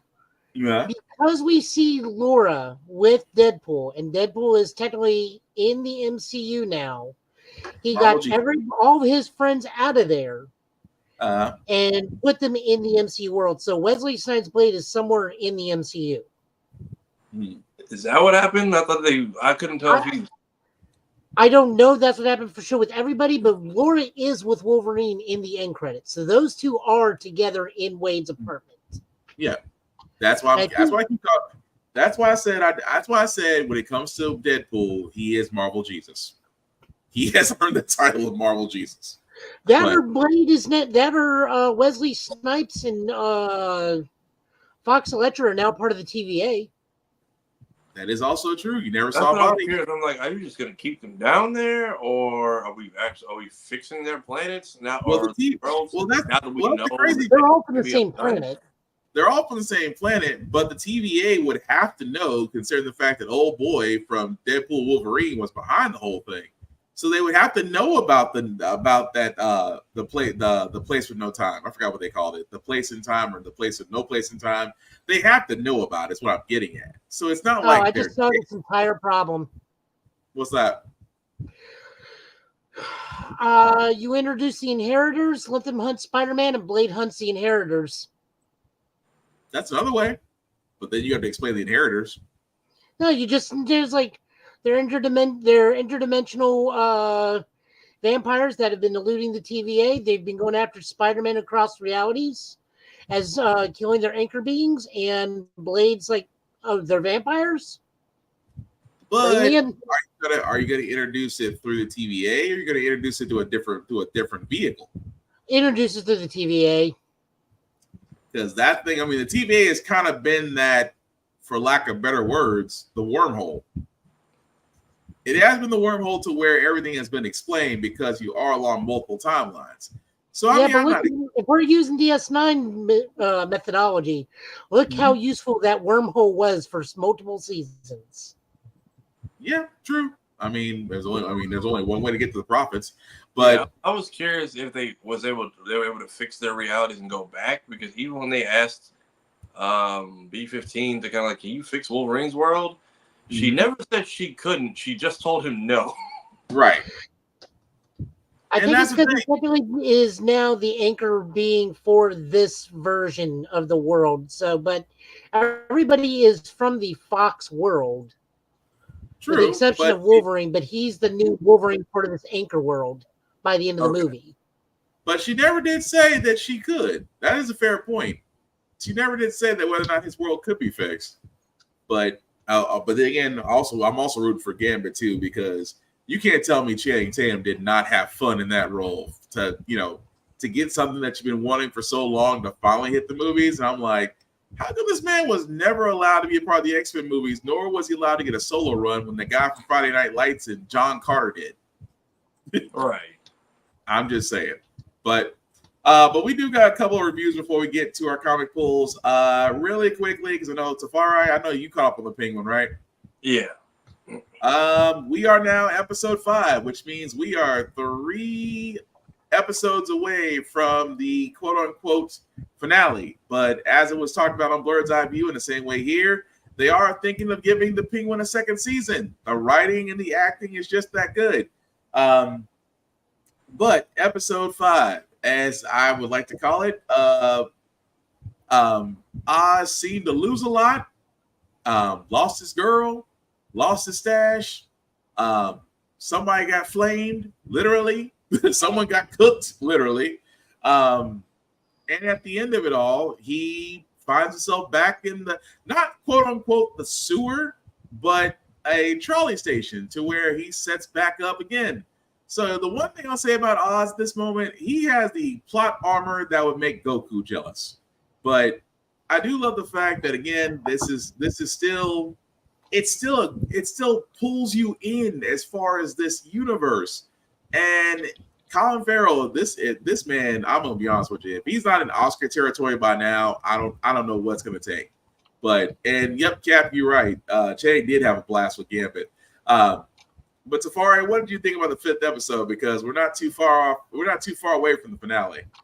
I'm curious to where, because I know they said Rob's not in this movie, but I'm curious to where we see Bruce is starting to clock the power shift, because now they've basically officially formulated 2 different families splintered off of who we have now. Like her murdering the entire family at the same time he's splintering off was just great timing and plot armor and benefit to him. But I'm curious to see if there's ever a cross where his goons and her goons are like, who do we even listen to at this point? Right. But also the amount of people we eliminated, it's very much Deadpool. Do you know what they were doing to the budget? But we're all grieving. So things are getting intense. Oz is moving like less of a two-faced sleazeball and is just blatantly doing stuff now. Yeah. Also, if you are part of a crime family, don't post your location on TikTok. That's just common sense. That was funny. That was funny. You acted hard until you put on the greatest, and I know I'm taking this away from Bird's Eye View because Cap, who's in the comments, said it best. You had to have the greatest set of noise-canceling earphones to have your back, and again, for all those that are wondering, never have your back turned to the exit or entrance of a room or a business. Always have it front forward, because noise canceling headphones are not that good to the point to where you pretty much tune out as your entire entourage is being taken out behind you. But yeah. But the thing about that is just that I do love the fact of, they're getting to the point now where somebody has to happen. And I keep on saying this. I've said this on Bird's Eye View. I will say it here. I think, I'll be honest with you, I think Vic's going to wind up taking one for us. I hope Vic doesn't die, just because I really like that guy. He's starting to shine. Bruce on YouTube, he's learning how to move different. Yeah. Yeah. But him or Alfred, I don't need to see them like on screen. Just give me a silhouette of like season finale or something where we zoom out and just show all of the crime family shit just on a computer, and one of them is just silhouette watching the TV, clocking it. Yeah, especially just he's around. Yeah, and I just rewatched the Batman. Oz was like as loyal as he's talking about being to Falcone. He was like threatening to off him in front of the cops when he got shot. So yeah, all this stuff about loyalty, he was talking big shit up until that dude got capped. And that too. What else? Yeah, and then the police chief. He was the one giving the police chief who was at the house when the bodies got found, who was out of his jurisdiction, I think. He was also giving Batman grief, and he already was kind of sussing him out as being dirty and on the payroll, which this kind of confirms it. Yeah. So if we use this show as a good middle ground between each of these movies, I'm fine with this. Because this is kind of up the intensity, and we still got 3 episodes left. Also, thank you for this is how you make full use of your entire runtime. Because I thought once we moved back to the apartment in the slums, I'm like, well, roll credits. But then we get the extra 15 minutes of them like remembering it, and then remembering the trolley, setting up the new base of operations. I still think Vic is gonna kill his school bully outside, and that'll turn him into Zaz. Mm-hmm. See, I thought you were gonna talk about Agatha all along for a second. We went into run times. I said when these two shows started, somebody's going to walk away with this learning a lesson, and it's definitely going to be Marvel because they haven't had competition up until now, and Penguin is keeping everyone hooked, whereas I'm dropping off the last 10 minutes of Agatha because it's all just black and white text credits. That's true. But no, I'm with you on that. This episode, because episode 6 drops tomorrow, or 6 a.m. if you're willing to live up to that. But again, 3 episodes left. Somebody's bound to take an L. That's all I'm saying. What did Chris say? Still, Williams' relationship with Gordon, not relying on Batman to draw for a show, is a very good move. Yeah, that's what I'm curious. We haven't. I know they want to keep. I'm surprised we haven't seen much of Gordon this show. Especially because he was one of the ones interrogating Oz in the first movie. Pretty much. I forgot Oz is technically bilingual, which people have been confused about the what is it? Because I know he speaks his mom in a different language too. Yeah, but he was the one who kind of helped them decipher the Riddler code. Yeah, because it was in Sicilian. Because it wasn't Sicilian, and he helped them to understand. It's like it's an old nursery story or something like that, if I remember correctly. Well, he's like, what is this guy, an idiot? He's like, I'm Sicilian, but I know a little bit of Spanish. It's L, not La. Yeah. And because he put El Ratalada, but the code was to figure out that it was a URL. Yeah. So, and then Penguin was kind of the one who's like, he's like, this is like, y'all pulled me all out of this crap for a language barrier. None of this makes any sense. But turns out he actually helped them solve the thing. And that's another thing. I'm hoping to see some kind of, I hope, because as shady as we've seen the GCPD to be between robbing Vic and showing up at the house when you already got the FBI there, I'm curious to see where he's at with either setting his kid or setting up someone to be an Oracle or what the deal is. Just, I'm curious to see who pops up and who doesn't make it, because this is almost mid-season or season finale material last episode, and I'm curious to see how much further they go and give us to work with before we segue into second Batman. Because apparently it picks up right at the end of this, and because it's like Halloween in the movie, this is right after, and apparently we're going to be winter for the next film, so we're all this is like in the span of 3 months. Although the next Batman is Hush, that's going to be interesting. That does leave that area. But who is Hush normally in these stories? Because I was spoiled by Thomas Elliott in Arkham City, and then when they made it Riddler in the other movie, I was like thrown off. And apparently, it's Thomas Elliott. Right? Yeah, it's Thomas Elliott who plays Hush because he's opposite. It's basically a tale of two. It's basically a tale of two families. So the Elliott family and the family. But go ahead, Jeff. It's Thomas Elliott, Clayface, because the first time we did Hush was also the first time we got resurrected Jason Todd, which just turned out to be Clayface. Yeah. Who was also acting as Hush, but then it turned out to actually be Thomas Elliott. Right. Okay, because when they made it with the corpse of like Riddler or somebody in the Long Halloween film, I was like, I thought this was a Thomas story. And I kind of liked how Arkham City and then Arkham Knight did it. And then Telltale kind of did their own thing, but he was just more of a Court of Owl story. Okay, so it is normally Thomas. So if that's what we do with it, then I'm fine. Yep. But Joe, I know because I watched Gundam Requiem for Vengeance on Netflix. Got to know your opinion on this one, because for me it was okay. I've never really been a fan of the Zaku storyline. I'm really not really. I mean, it kind of tuned me out for a second. The action was good, don't get me wrong. I still recommend actually for all those that are Gundam fans to watch it. It just really, I mean, I kind of had to focus a little bit more to actually watch this than I actually watch other Gundam animes. But what's your opinion on Requiem for Vengeance, sir? This Gundam had plot armor thicker than Goku and Naruto combined. Damn.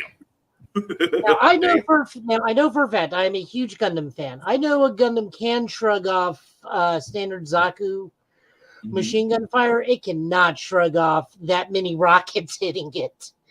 or its shield and having nothing wrong with it. That I'm just like, I know where you are in the 1 year war. You very much specify where you are in the 1 year war. GMs are just now a thing. GMs and Gundams are not that durable to your fire in any other show other than this one. I have never seen a GM tank that many hits and stay standing. I mean, yeah, he runs away and whatnot, but this Gundam is another version. They did specify he is a variant of the 08 MS Team Easy 8. Story itself, I really enjoyed. I always love a good small unit story. Zeon, it being Zeon is just fine. We don't have any major players from the main show, except for that one general that appeared for like a hot second. But I forget what he's from, but like he's from something. He has too much of a bizarre anime hairdo to not be from the original series. Right. Somewhere. Main character was great. I knew some of her platoon was going to get wiped out. I just didn't think. We're talking victory Gundam quickness, but a lot of stuff happened in this one. Sets up for a sequel. Would like to see where that goes with her. I would also like to see where we. If we're going to bring in any of the other end of the era Zeon, because we have now set up the Red Wolves, the Noisy Fairies, and the Midnight Fenrir's as surviving troops into the beyond the 1 year war. So I want to see where we go if they meet up with any of them. Okay. That many two goof customs against that one Gundam. I mean, if you watch 08 MS Team, one goof custom was a problem. Yeah, but I just one goof custom was a problem. Two goof customs against that Gundam, it's like, and the Gundam getting over on them. It's like, now you got now you have plot armor. I accept the fact that you're a Gundam, but at this point now you have plot armor. Yeah, I had to focus. Like usually Gundam stories draw me in, but I had to really focus on that one. I don't know. Maybe it's just that was kind of feeling like a lull outside the fights, but yeah, story dialogue. It almost drew me into sleep. I'm not gonna lie. It had a lot of unnecessary characters. I'll be the first to say it. Like that doctor's story went absolutely nowhere and was completely unneeded. He was not needed in this series at all. Yeah.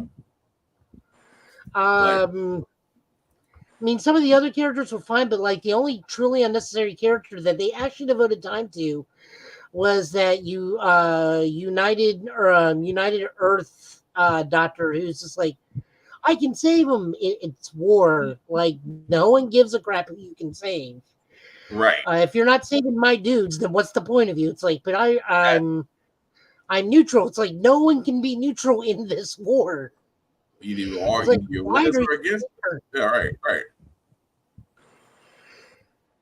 Her just want to go back to her kid. I thought the main protagonist, great story. I like that she tried to use the mother's empathy with the Gundam pilot. Once you find out who the Gundam pilot is, I thought that was great. It was really enjoyable. I do want to see more. I just don't want to meet characters that don't move the plot forward and just kind of distract from what's going on. That's fair. So the last review that we have before we get to our comics, just because we now know who Teen is from Agatha all along. We now know his identity. We know he's not too happy with Agatha. At the same time, it's the fortune. I keep wanting to call it the fortune teller witch, but really, she's the one that actually winds up saving everybody.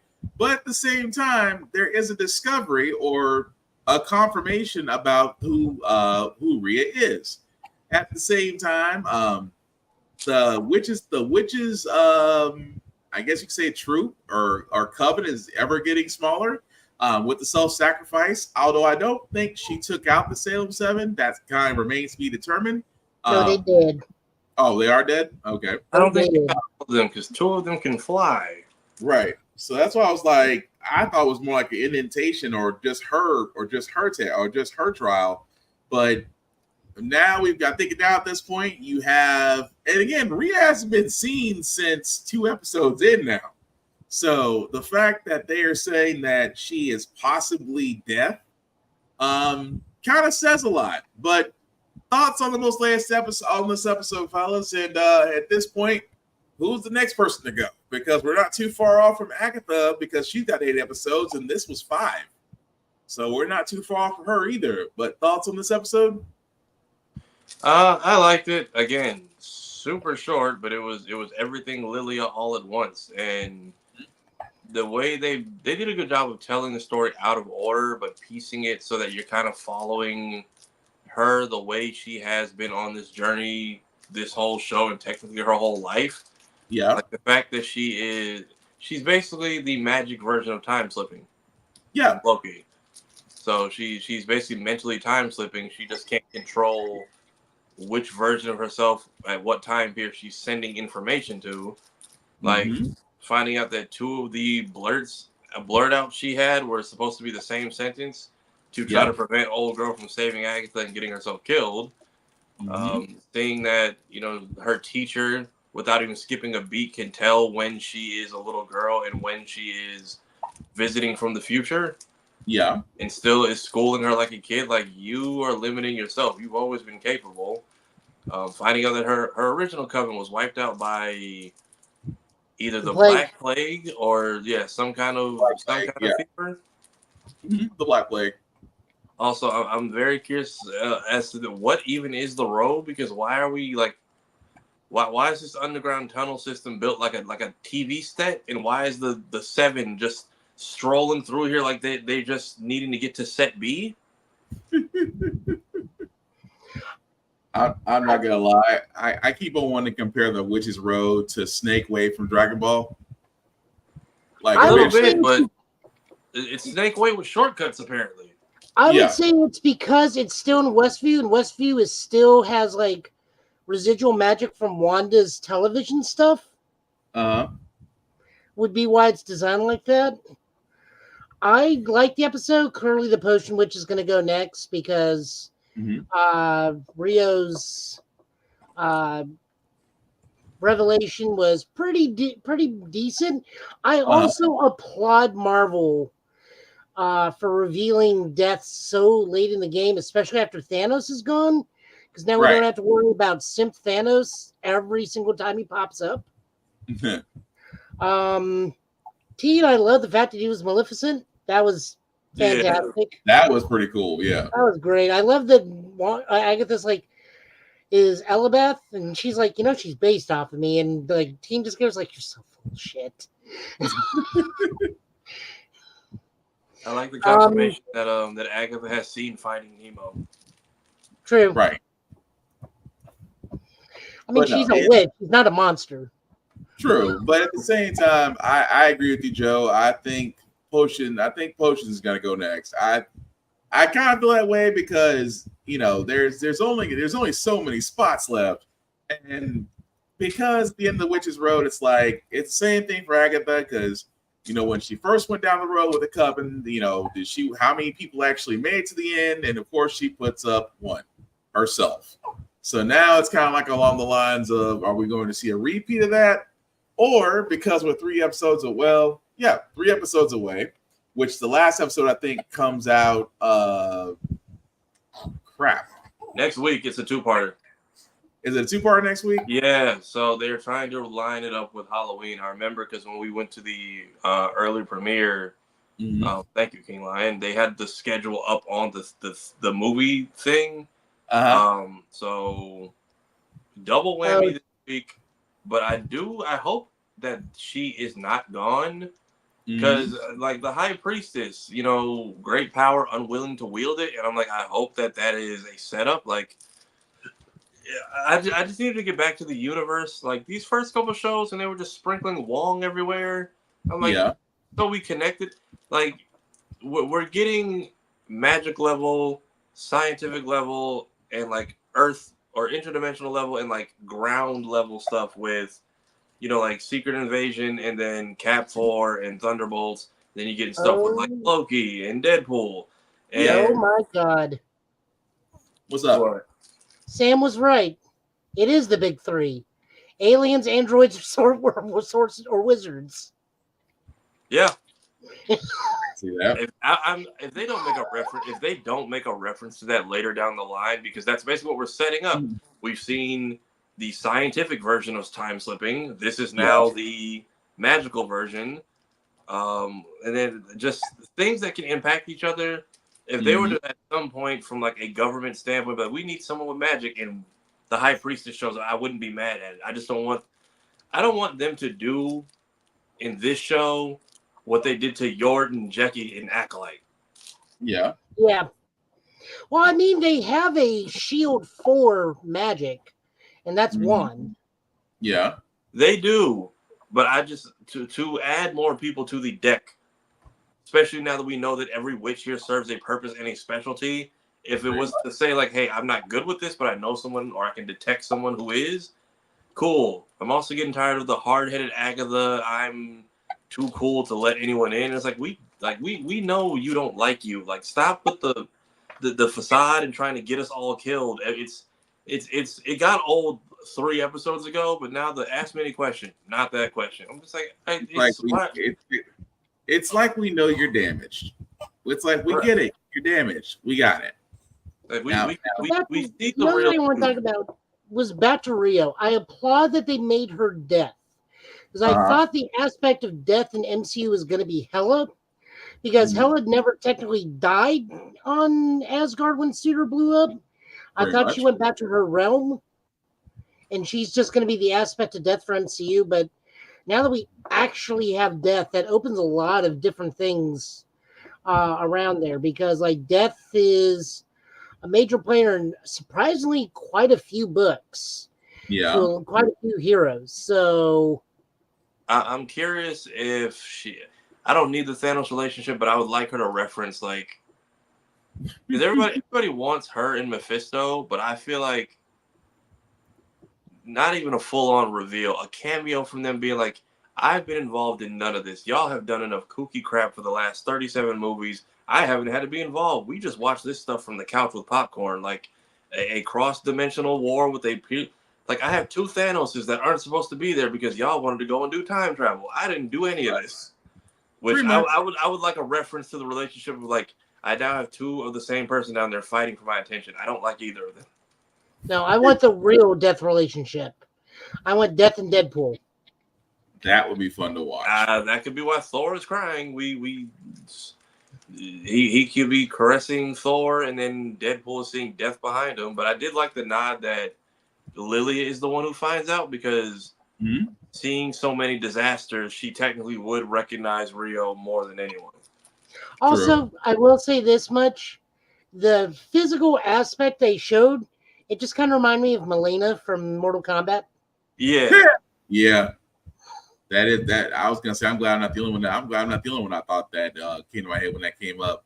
So that is gonna be interesting as far as what happens next. As you said, as Tafara did point out, it's 2-part because they wouldn't have wrapped this up on Halloween, but we will see come this week. So, what you got, Tafara?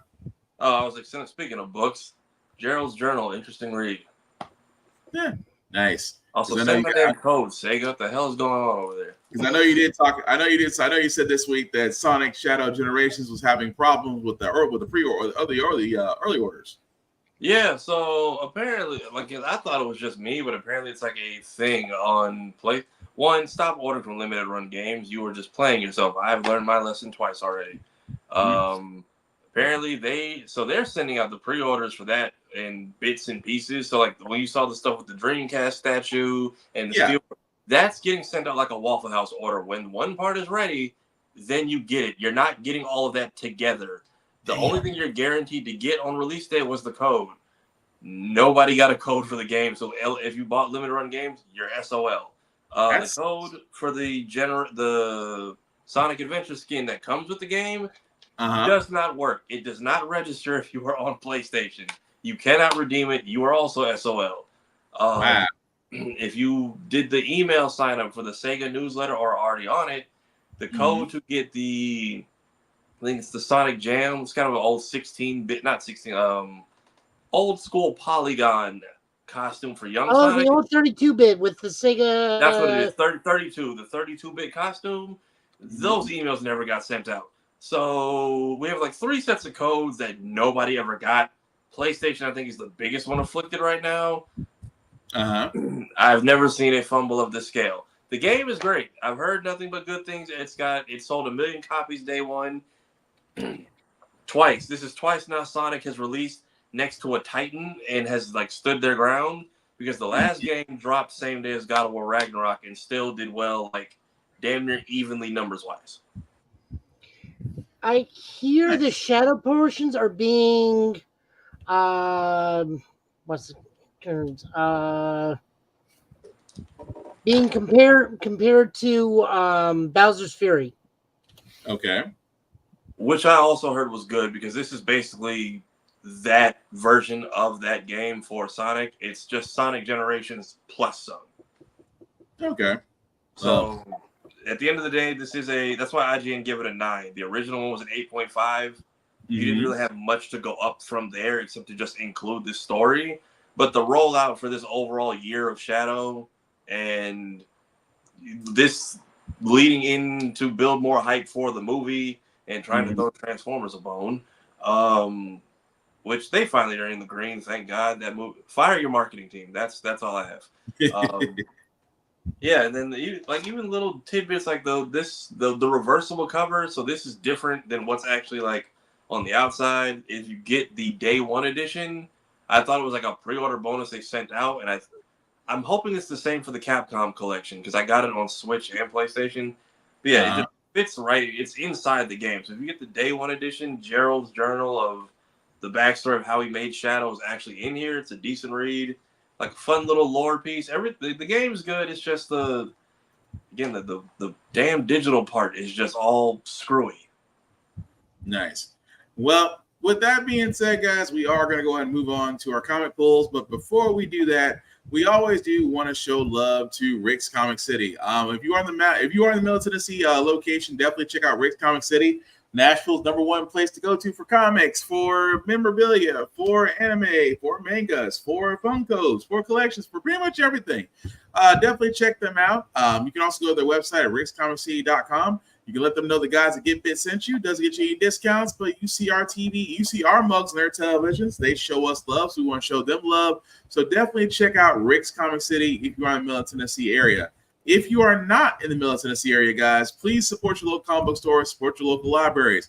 They are the last places to where you can have an experience in reading comic books, mangas, all sorts of multimedia, because DVDs, kids, still exist. DVDs in libraries exist. Actually, some libraries carry video games now that I come to find that out. But shout out Michael the librarian, because I didn't know that either. Yeah, that they actually do carry video games. So again, guys, not only the fact that, again, we keep on saying this all the time, Barnes & Nobles is cool, Starbucks is cool, Amazon is all right, but there's just something about going to an actual comic book store or library and getting an experience. It's always a fun time. You meet new people, you meet new friends, get new experiences at the same time, guys. It keeps these places alive. This is why I keep saying about these mom and pop stores when they had video games and we had, EB Games, Electron Boutique. We had all these hole-in-the-wall video game stores, and yet GameStop has came through and exercised them all.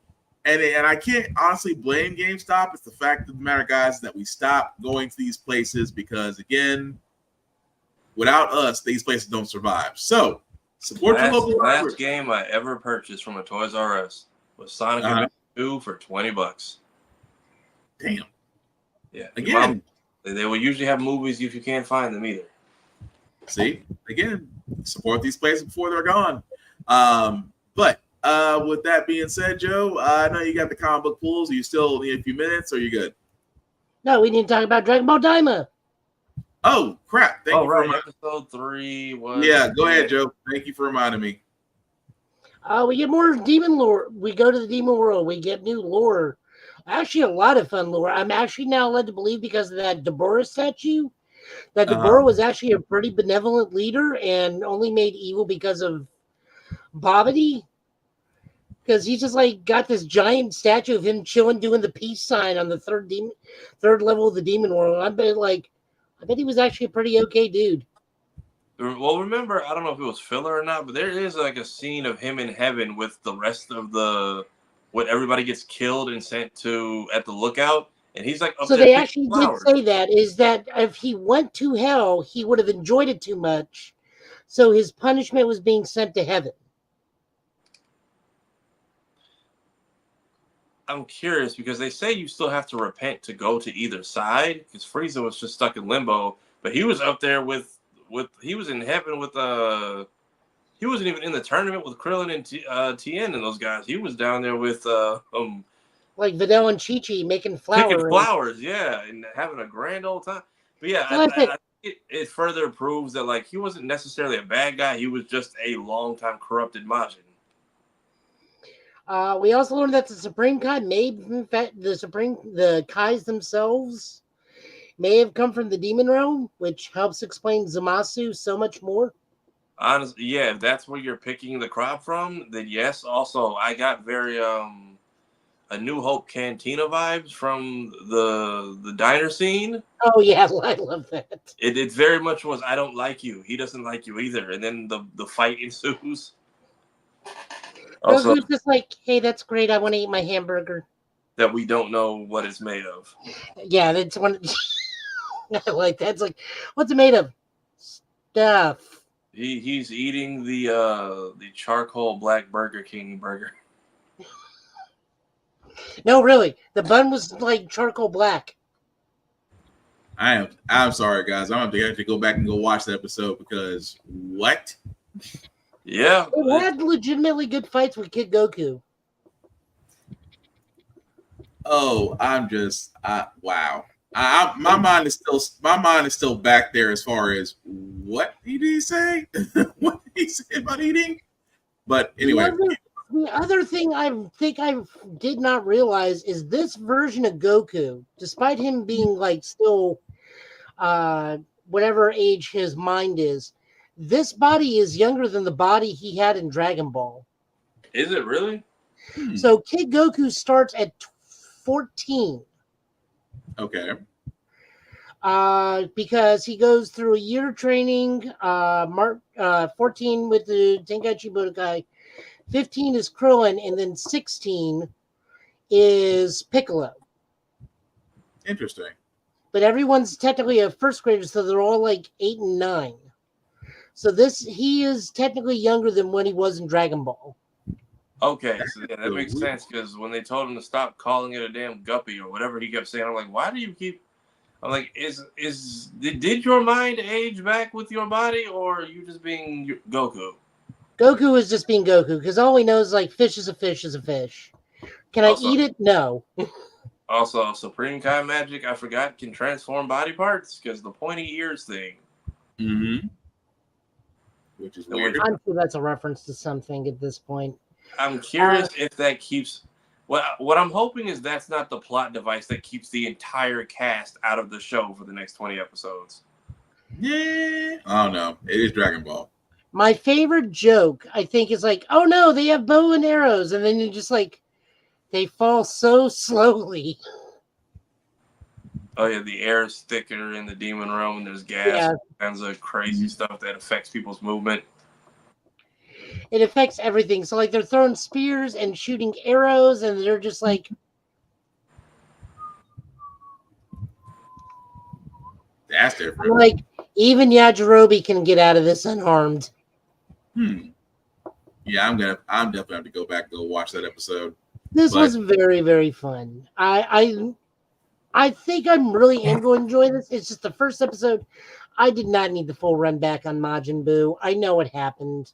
As pretty as the reanimation looked, nothing really happened in that episode. Yeah, fair Everything enough. was happening in these 2 episodes. So I'm really, really digging it. Okay, cool. I'm gonna have to go back. I'm gonna have to go back and definitely watch it because I did not get a chance to catch the second and third episode. I'm sorry, that's wrong. I did not catch the third episode. I did catch the second episode, but it's good to know.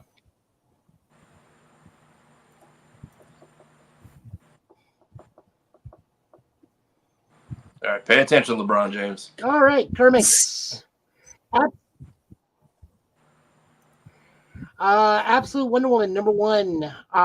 This is written by Kelly Thompson with art by Hayden Sherman and colors by Jordi Belair. That explains so much. So this does not deviate as much as Batman does. Surprisingly, this only is the Amazons pissed off Zeus. Zeus seals them away. Hippolyta gives Diana to Apollo, and Apollo just like pawns Diana off on Cersei. Everything else pretty much happens normally. And she just becomes like, what if Cersei raised Wonder Woman? You get biker Wonder Woman on a Hell Pegasus. She's still Wonder Woman. She's still an Amazon. It's still Diana for the most part. She's just a little rougher around the edges, but nothing really changed.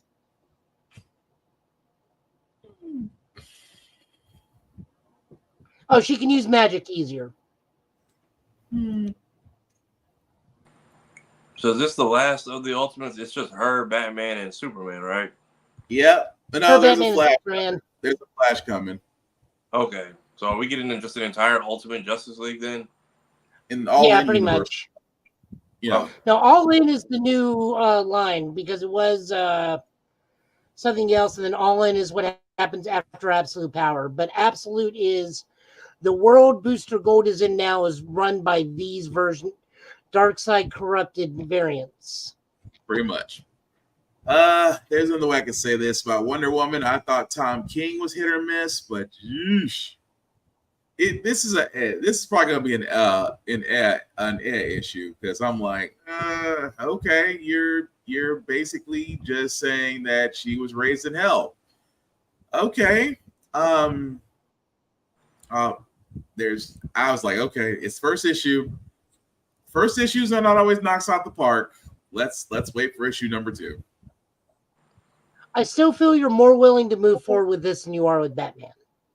Absolutely.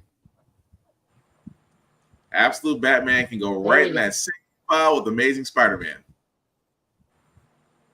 Which one? The 8 deaths of Peter Parker? You know those two are going to end up working together no matter what. Oh, yeah.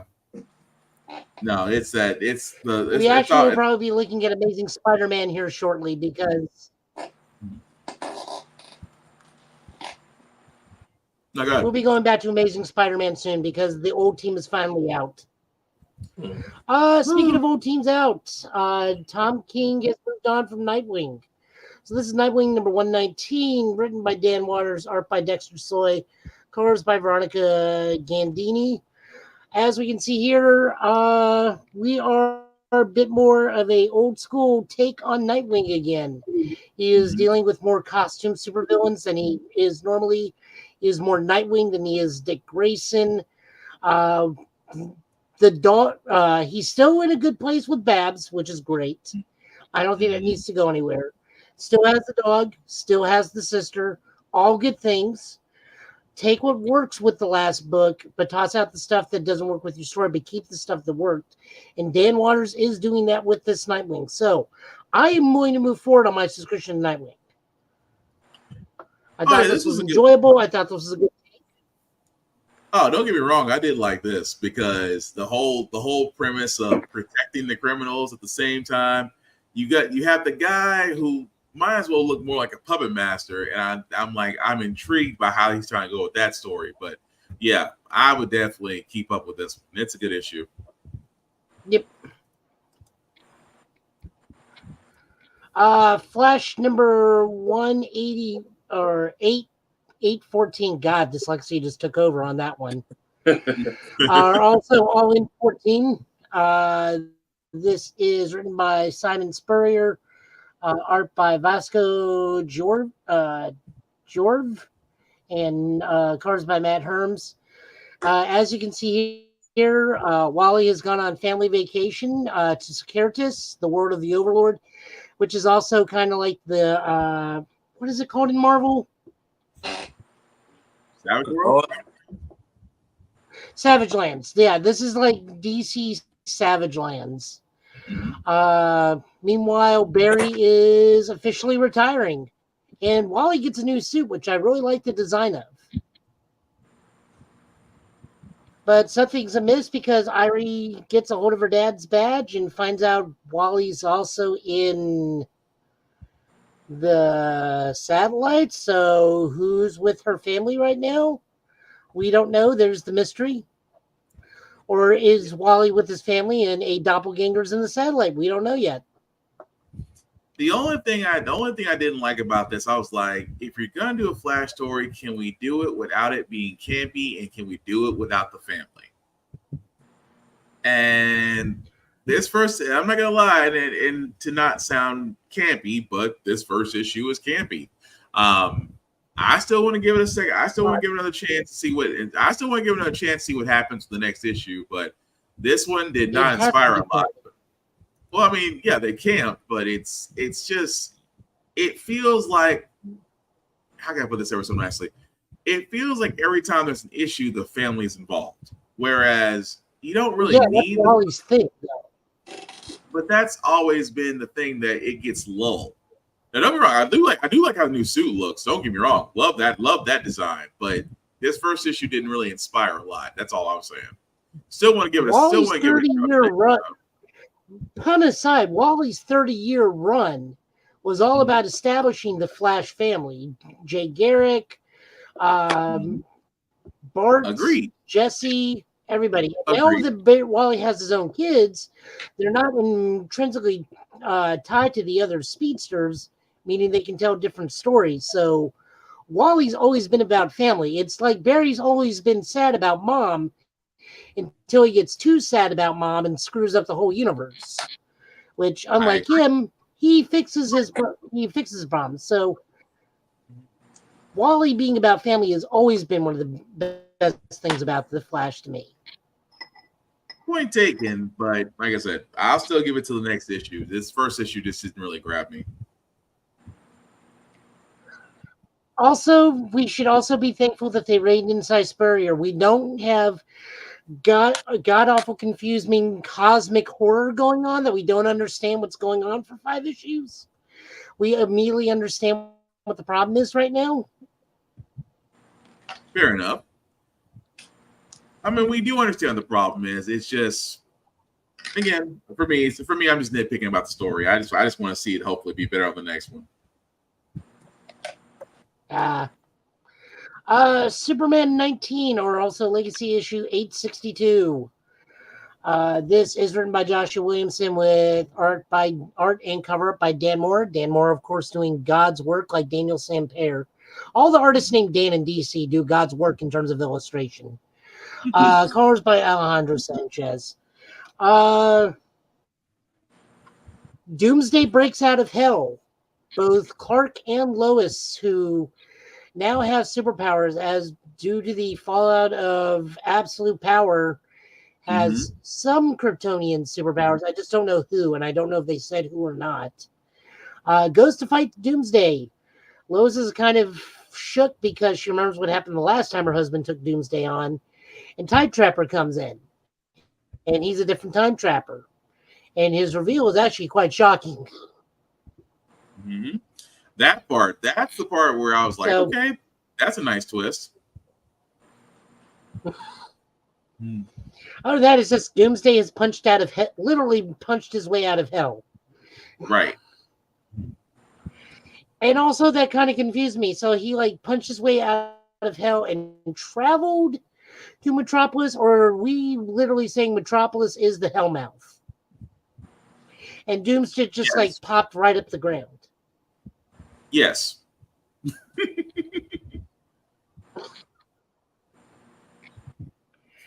God, the artwork is just gorgeous. Moving on over to Marvel, Avengers 19, or also Legacy issue 785. Written by Jed McKay with art by Farid Kamara and art by Federico Blee. The Avengers are now adjusting to a world where Doctor Doom is Sorcerer Supreme, and Doom just like comes to them and like, with my guidance, you guys could be Avengers of the world and just like flat out take control. And the Avengers like, no. That if the shit, I love this issue because I put it this way: if the argument for the ship of Theseus was a comic, I also like that Doom just like flat out was like, well, I was clearly mistaken, and Johnny's like, I want this recorded. That's the part I was saying. Like, did we just really do the ship of Theseus into an issue the whole entire time? He's like, you guys lack cowardice. It's like, no, we don't want to rule. You do. And it's like, I will meditate on this. He just basically use us for devil's advocates, pretty much. Just it's petty. Plus, no one tells Storm what to do. Oh, Storm sat there the whole time, was like, you can pull up if you want to. It will not end well. No. But no, great issue. I do like that. Well, I mean, it's Jed McKay. Jed McKay is the one who installed Doom as Sorcerer Supreme, so I'm not surprised this book deals with the direct fallout of that. But Spider-Man will also soon be directly falling out because of this, because we finally found out the storyline for the eight deaths of Spider-Man. So one of Steven's labors as Sorcerer Supreme is that he makes a deal with the demon god of Sidorak in order to protect the magical realm of Earth. Sidorak guards it, but he must do 8 tasks for Sidorak. Doom is literally pawning that off on Peter and gonna have to be constantly rezzing Peter because Peter's dealing with stuff that can and does kill him, which is why the upcoming new Amazing Spider-Man is called The 8 Deaths of Spider-Man. Also, he gets a new cosmic suit or magic suit. Yeah, that's going to be interesting. With the green scarf. So we will be looking at that too because old writing and artist team is out. New writing and art team in, and it looks good. Hopefully it reads just as well. Speaking of stuff, Iron Man #1, written by Spencer Ackerman and Julius Ota with Alex Sinclair as colors. We're back to basics. Something has happened to Tony where he loses all his money and his armor doesn't work. So he has to build retro armor because his tech armor just does not function and nearly killed him. Also, Roxxon is trying to take over Stark Enterprises. All I got to sit there and say is, so if you've never seen the movie Iron Man, and I don't know how, but you always wanted to read it in comic book form, now is your chance to read it almost similar. I want to read this one because it is different. That you are completely right. He's kind of going back to retro armor. The fact that his Mysterium armor has a mind of its own. It explains itself in the comic. But yeah, I definitely want to keep reading this. I want to take a look at it too. I'm not exactly the biggest Iron Man fan, but the way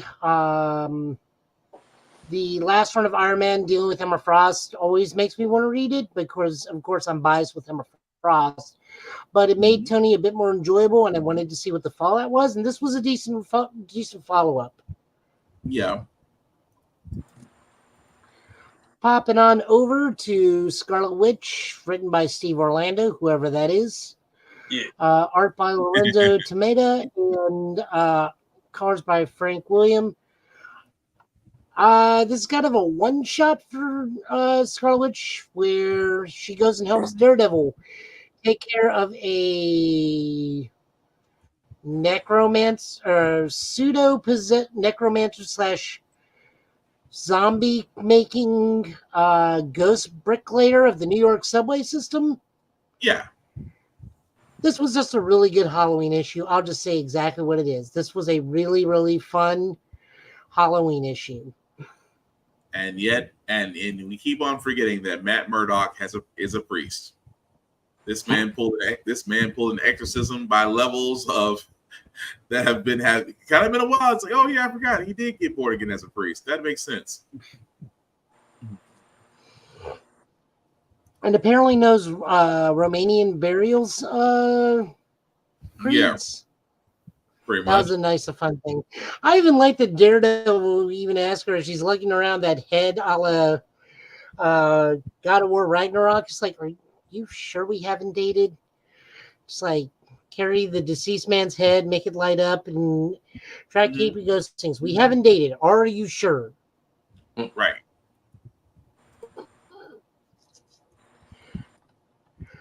X-Men number 6. I actually really dug this one because once again, my bias takes over. Magic is the main center point of this one. I will always tell you guys when I'm biased and will favor a book. So, keeping that in mind. So Magic and Temper go and find a young new girl who is a mutant after a lot of back and forth with Hank, who's still kind of doubting himself because he's trying to play catch up to old Hank, but doesn't want to turn out like old Hank. But those two go and find the girl, and she may be the one responsible for the giant sentinel. And the other reason why they're stepping Magic up in this is she's about to get her own solo spinoff. We will, of course, be looking at that because I would be remiss not to.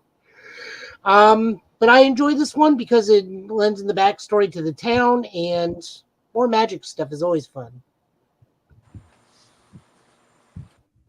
It was okay. I'll be honest about this issue. It was an okay issue. Okay.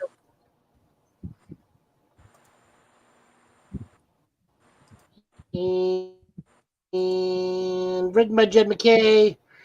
Pencils by Netho Diaz. Inker, Sean Parsons. Colors, Marty Garcia and Cifuentes Sujo.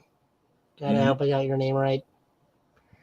That's it. That's everything fit to read. Yay. Also, Void Rivals 13 came out and started the new story arc. But I didn't want to look at it because I was lazy and didn't want to do a lot of books. Sir, you had a week, and you still got a week going. It's understood. But with that being said, as we wrap this up, guys, we do want to always thank you guys for watching, for liking. We know this is the second Saturday. Apologies. Life be lifing. We will hopefully be back next Friday. Next Friday at our usual time. But again, thank you for commenting and hanging out with us, guys. I'm going to start with Tafari first. So let people know what you're doing, sir. You can catch me here on all platforms. I finally got my setup going. So if you caught me earlier, I've officially started my walk and talk stream. I am actively chatting with you all while playing retro video games and getting my life together on a treadmill. Sounds complicated. It actually isn't. It's a lot of fun. Also, you can catch me. I'll be here in Dallas. I'm at the Sonic Expo that will be beginning of November next month. They have Lee Majou, who plays Stone from Sonic 1 and 2, who will be there. Jason Griffith and a couple other voice actors. Going to go see what that's about if anybody wants to hang out in person. I post on Mondays on all other platforms to make them a little less terrible. Currently making fun of just how, or 2 skits out now about Jujutsu Kaisen manga readers can't be trusted, and just the evolution of Sonic Team over the course of these last 7 years. Another one doing a bit of a Office Halloween parody in a couple of days. I know I'm forgetting something else. That's all I got for now. Oh yeah, first of the month is when I usually tell you rent is due and another chapter of the Convention Survival Guide drops. So that is it for me. All right. Joe, want to let people know what you're doing, sir? Shooting lasers and committing war crimes in the name of Smoke Jaguar. Client over on Total Justice Gaming is. We continue to play Mech Warrior 5 Clans. We did horrible things on Turtle Bay, which we cannot discuss. But we're on a new planet now with much more happier times. And twice the lasers as I'm slowly getting into heavy mechs. Other than that, you can find me and Tafari every when we post episodes over on Show Guy Joe. I was going to say every Wednesday, but I post them normally on Fridays since I'm off. Where we are looking at Ultraman, we're going to be off this week again because we get another recap episode. But the new episode, I believe, is up or going to be up later. Where we look at his new form and power up, Ultraman Arc Galaxy. Man's playing with portals now. Other than that, Twitch is where I usually stream Street Fighter. But right now, I've got like 3 games lined up on over at Total Justice Gaming with Mech Warrior, with the Monster Hunter Wilds beta, if I can get into it, which I'm fairly certain it's open, so I should be able to. And then Halloween Eve, I will be playing Dragon Age Veilguard, which is a bit unusual for me because I don't really do fantasy games all that much, but like D&D style fantasy. But Dragon Age has always had a soft spot for me because of excellent voice work and excellent storytelling, so I hope that continues to stay. Other than that, I'm also with Middle Tennessee API. Please go vote. We just had a big, huge voting initiative. As we said at the opening of the show, please go vote. Go to vote.org. You can find everything there. I think that's everything at the moment. God, I'm so tired. I did a 6 day straight thing at work. I know that doesn't sound like a lot to you, but when it's healthcare, your senior coordinator is gone and you're the one training 3 new hires for 6 days straight, you're very tired. Very, very tired. Oh, you didn't tell them how long your shifts were. Depending on any given day, it was either 8 hours, 13 hours, 9 hours, except for Thursday, because Thursday I had a dentist appointment, so it was only 5 hours. But then, like I said, all my hours varied. I'm very tired. Still trying to put out content for everybody. Falling asleep on the couch at any given moment. If y'all need a hand, I'll move to Tennessee. I got nothing else going on here. Man. All right, guys. So what's up? You may see Will and I at us at Nashville Multicon. Yeah, Music City Multicon is coming up. Music City Multicon over in Lebanon. You may see us there. Please come say hi. I do not bite. Unless you have sushi in hand, then I will bite. He will intimidate the hell out of you. Huh? I'm sorry. I said, but he will intimidate the hell out. He will intimidate the hell out of you. I'm going back Probably not, because I can't fit into half my cosplays at the moment. We had the Mr. Knight. For all those that don't know why I bring this up, really quickly, Joe had on the Mr. Knight cosplay, and 3 guys who are my size. For all those that don't know, I'm 6'2", 300 some odd pounds. These guys were bigger than me. Were afraid to go to Joe and simply ask him to take his picture. They were literally intimidated because of the way he was standing. Which is why I tell Joe all the time, if he ever wants to look intimidating, just stand there and don't stand there, hands folded, don't move. Instant intimidation level has went up a few notches. Just stand there tired, broken, half asleep. Yeah. Tired, broken, half asleep. Half asleep. But yeah. Apparently there's going to be quite a few wrestlers at this Music City Multicon. Well, they usually are, because that's kind of the bigger con since, let's see, October. I think Nashville Con comes. Well, Nashville Con's dead and gone. So I think after this one, I think we're kind of out till next year, ain't we? I think so. Because the reason why I say I remember Music City Multicon is because they really stocked up on arcades. So again, if you have a bunch of kids that love arcade games, they actually are. They did what they did last year, where they actually took one of the halls that were there at Lebanon and basically turned it into an arcade. Trust me, the price of admission is worth letting your kids go run wild in arcades. Plenty of vendors, and I say this all the time, guys. This is not a guarantee, and I don't mean this making it sound like a PSA, but it's not a guarantee. Vendors hate taking stuff back, which means if you catch them at the right time, you actually might get a good deal. This is not a guarantee. Just all I'm saying is be aware of the situation when you're walking around. You never know. Yeah, that's Sunday when Artist Alley is closing. Yeah, because the one thing vendors hate, and again, shout out to all the vendors that do come to these cons. You guys are the real MVPs because that's how I got most of my Gundam kits and everything else for my kids. I don't mind going broke. I don't mind going broke for my niece and nephews. I always use that as a way of motivating them to get good grades. So I'm always happy to blow an exorbitant amount of money at a con. But again, check them out. Support the vendors. Support the cons.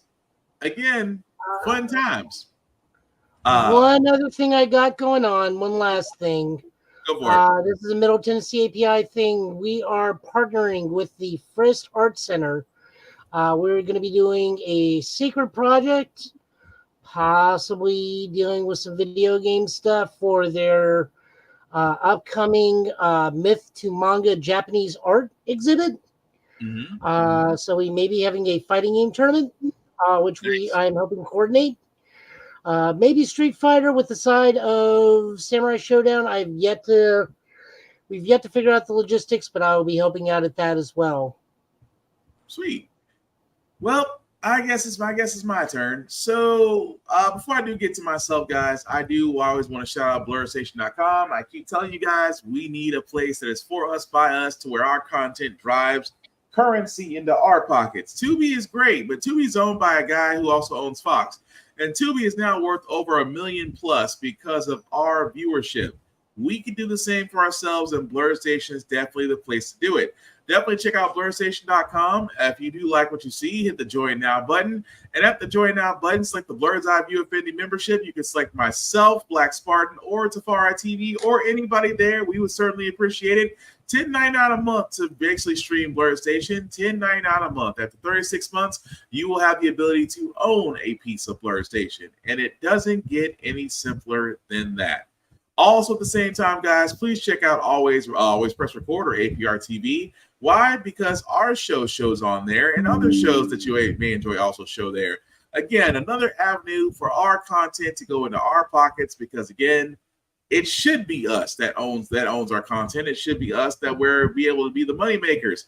And trust me, our content, our viewership has created titans out of networks. If it wasn't for us, there wouldn't be an ABC.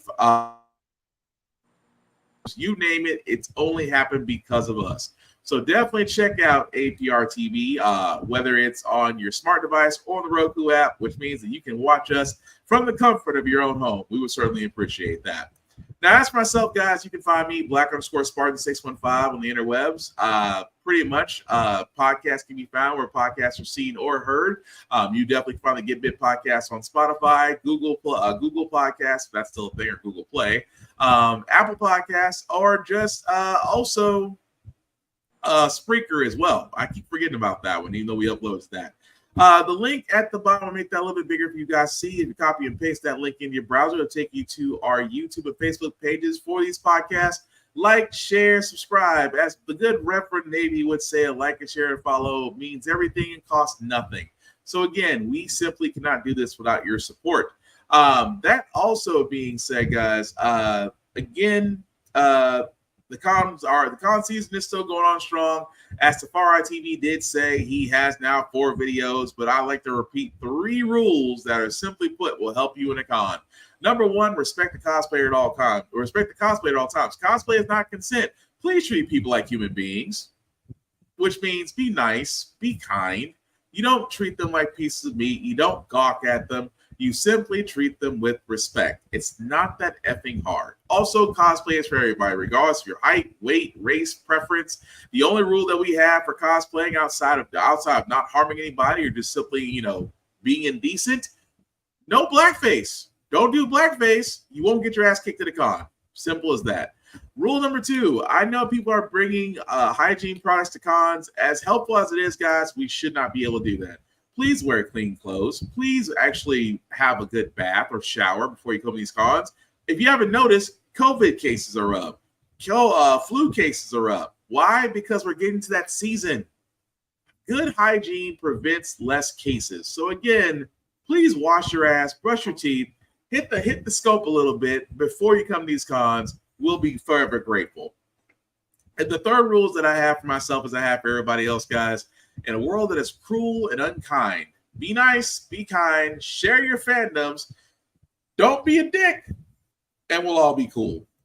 But as we wrap this up, guys, we will, hopefully be back here on Friday, same Get Bit time, same Get Bit channel, with the news and video games of the week, as well as our comp pools of the week, to basically entertain you guys. But with that being said, guys, any last words we call tonight? Send my code, Sega, and Sony fire everybody. Oh, Sony should be firing everybody after. You know what? Let me not say that because I don't want to mess up the grand line. But Joe, any last words? I'm probably about to fall asleep. I was gonna do an Alan Costello joke for a second. Well, with that being said, guys, thank you all for watching. I've been Will, he's been Tafari, he's been Joe. This has been the Give It Podcast, guys. Please take care of yourselves and each other, and we will hopefully see you next Friday. Peace.